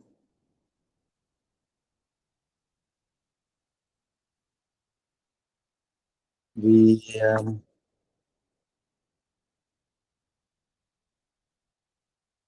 break-even point is 16,067. Prof, the Yes. operating overhead is 76. 76, yeah, 76. Come on, yeah. No, that one is depreciation, Prof. That one okay. Yeah. This is the depreciation. I think at the bawah, the bottom, the profit margin, operating overhead. 76,170.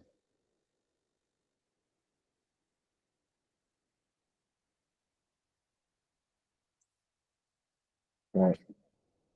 And profit margin of 45%. So the break-even point is 170 divided by 0.45 is 169,266 per month. We can calculate break-even point per day as equals to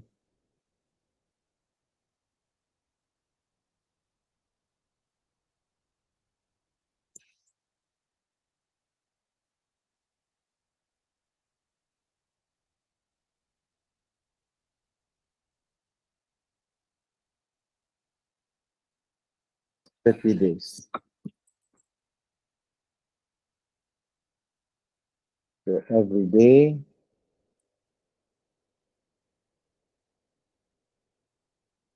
they need to generate 5642 per day.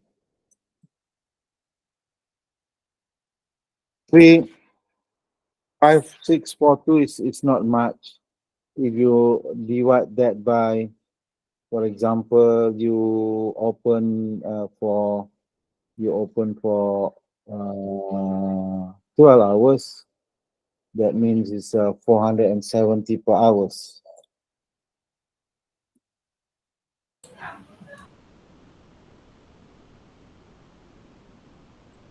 And 470 per hour is if you are selling McDonald chicken only, each chicken is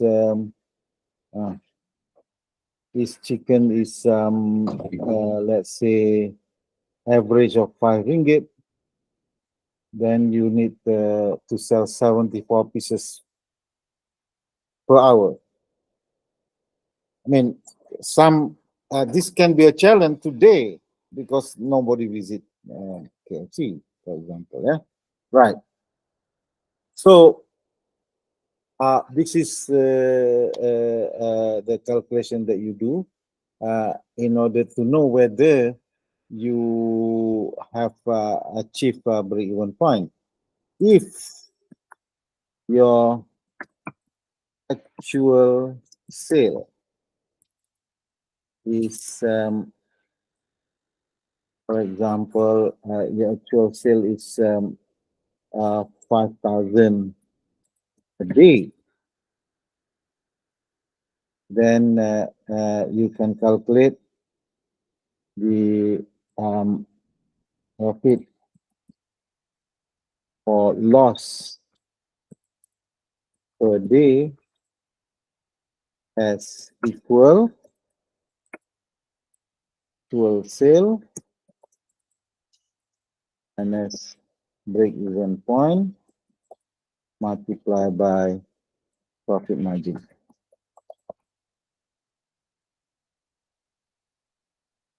So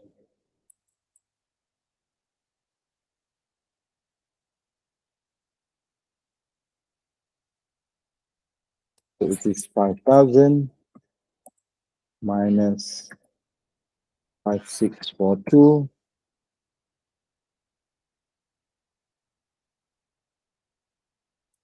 multiplied by 0.45.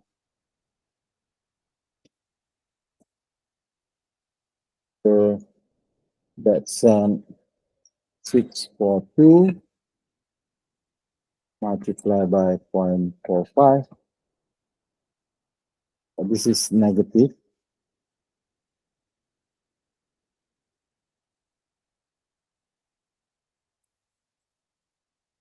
So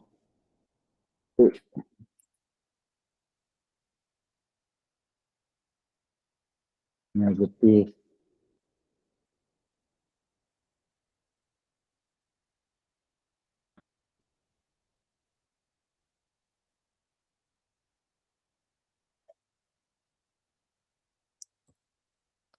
290. 0.25 per day. So every day you are bleeding 300 ringgit, about 300 ringgit. Yeah? And so of course, if you multiply that by 30, it is 8,000.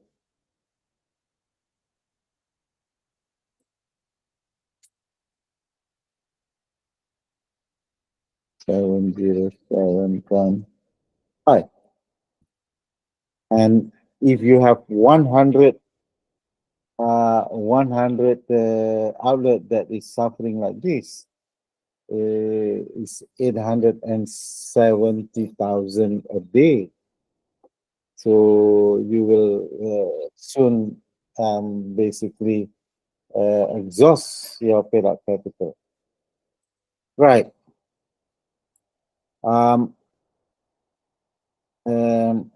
That is the kind of analysis you make, and let's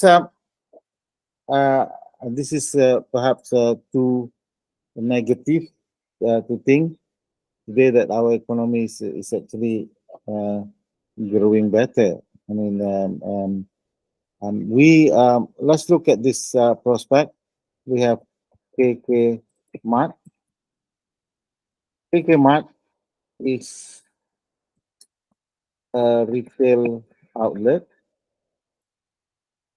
that have 4,000 outlet throughout Malaysia. They are about to go for listing. Now they are weighing on pro and con of going listing now, or should they be waiting later? What is their profit margin? KK Mart is an interesting company. KK Mart actually do not have serious competitor.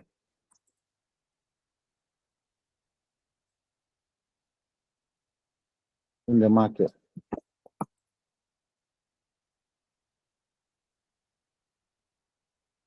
You agree? How about 99 Speed Mart? Okay, 99 Speed Mart is selling the same thing, but they are only open 10 to 10. But Speed Mart or KK Mart is open 24 hours and selling almost the same. In fact, KK Mart sell more goods compared to Speed Mart.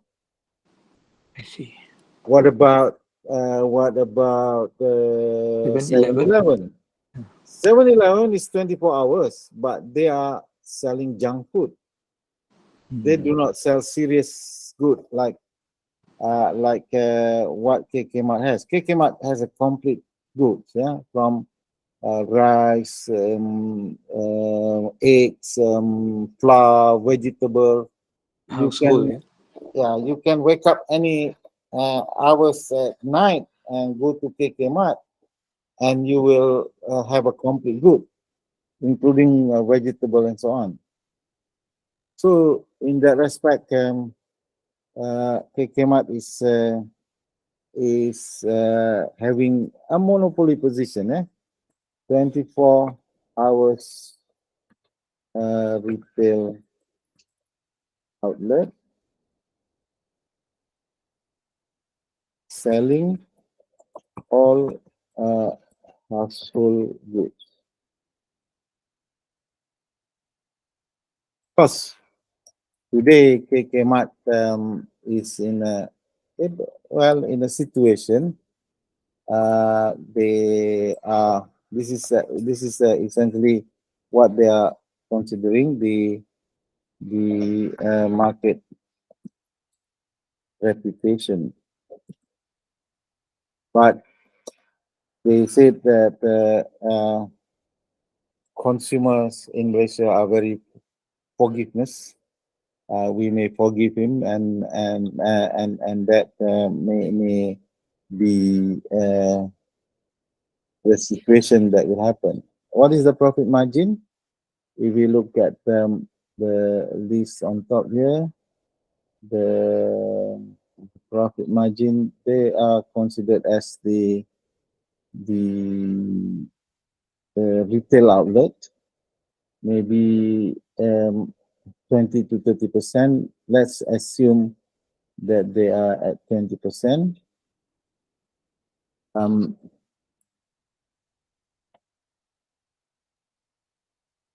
Actually, sometimes we overlook this and think that all retail outlets are having low margin.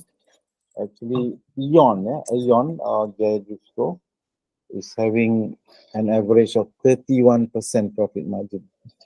So, so they are different class altogether. And let's look at the overhead.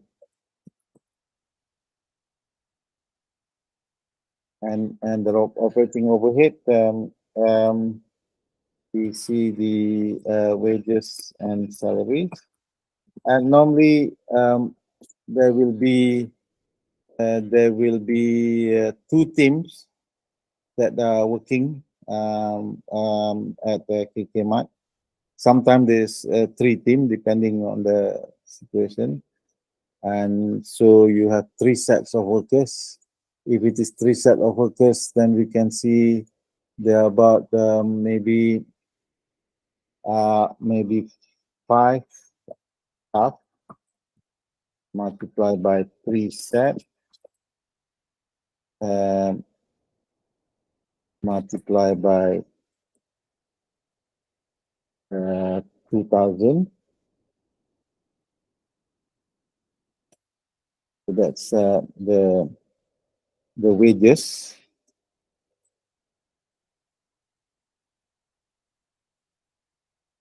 30,000. 30,000. Then there will be supervisor and cashier. Let's say this is 10,000. Then there will be rental.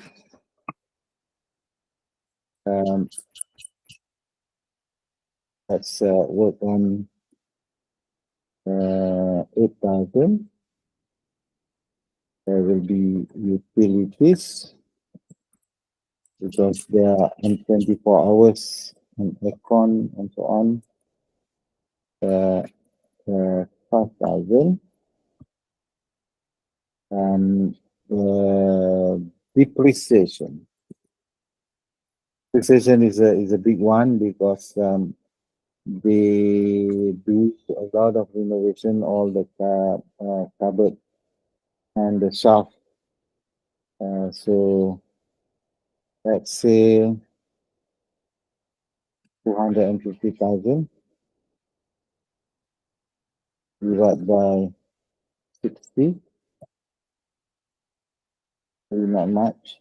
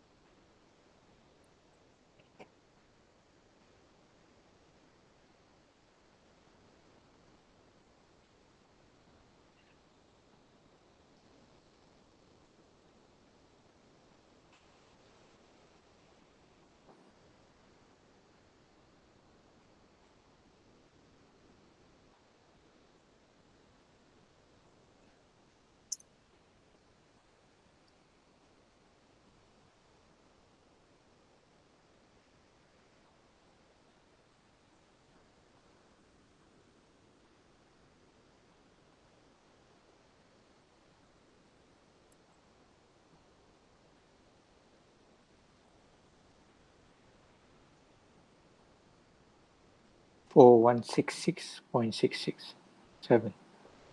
4166. Yeah. And they also need financing. The actually the financing costs,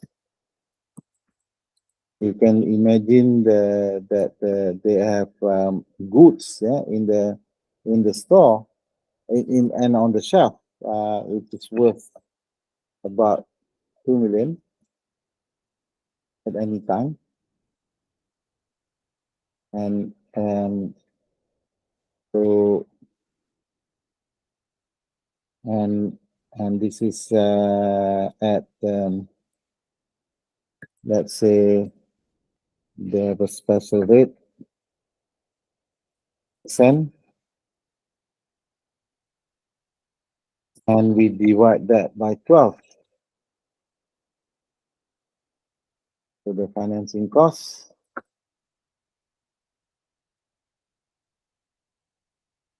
$2 million multiplied by 0.06 divide by 12, 10,000.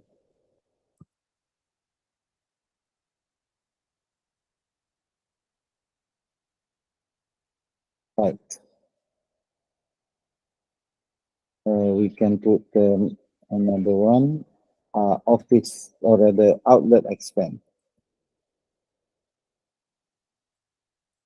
They may incur some minimal expense, maybe could be 1,200. So this is per month, total monthly overheads.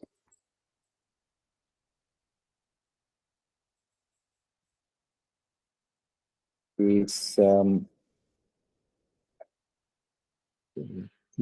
plus 10 plus 3 plus 5 plus 7 plus 10 plus 1 10. So 68,000. 3.7. Okay. So we can quickly calculate what is their break-even point.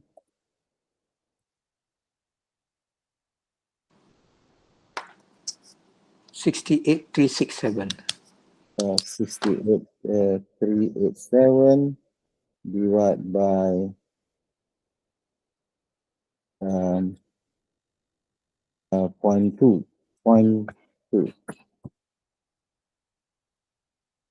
So their break-even point is kemana is 341,835 per month, or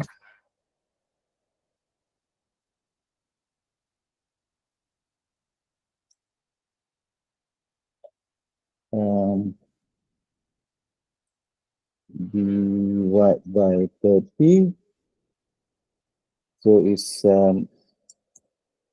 11,394 50 a day. Not much. So if they operate 24 hours, that means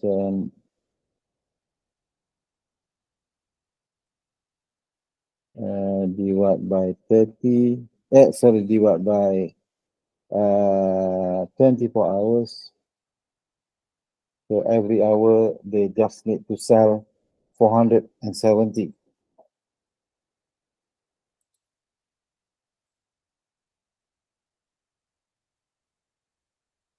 per hour. I think this is quite achievable.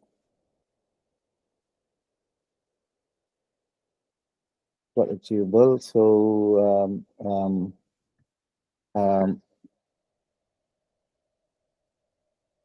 I reckon that the daily sale is about 20,000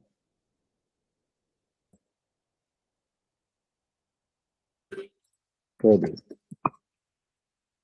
So if they are on 20,000 per day, what is the profit margin? Okay, time's up. Quickly, what is the profit margin? Is what is the profit? What is the operating profit?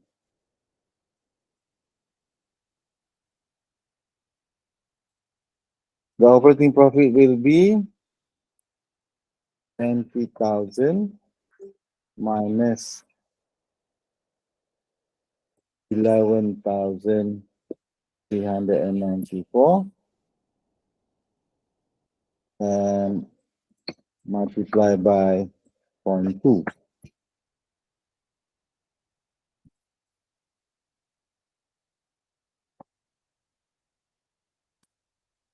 So it is 20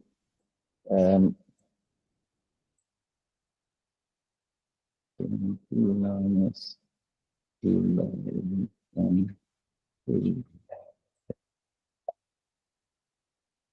So it's actually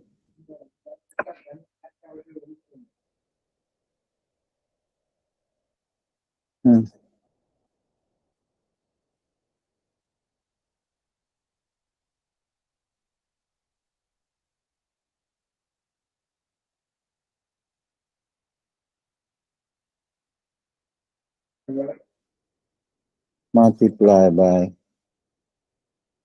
0.2.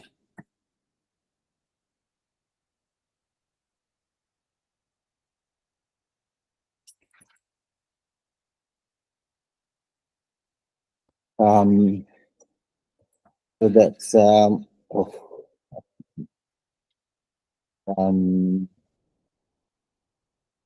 multiply by 0.2 is 1,700 1,721 cents per day. Or multiply that by 30 is 61,633 per month. And for the 4,000 outlets that they have, the total operating profit is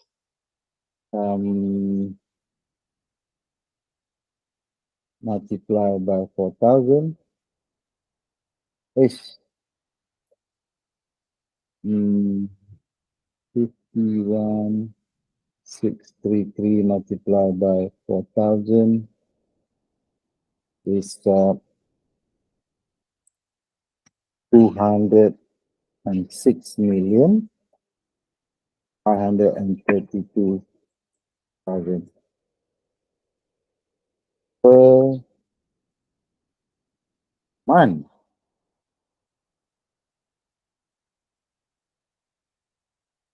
So for a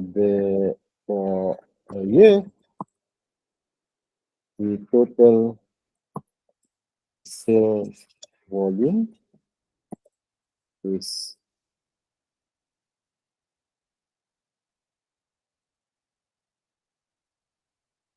multiplied by 12,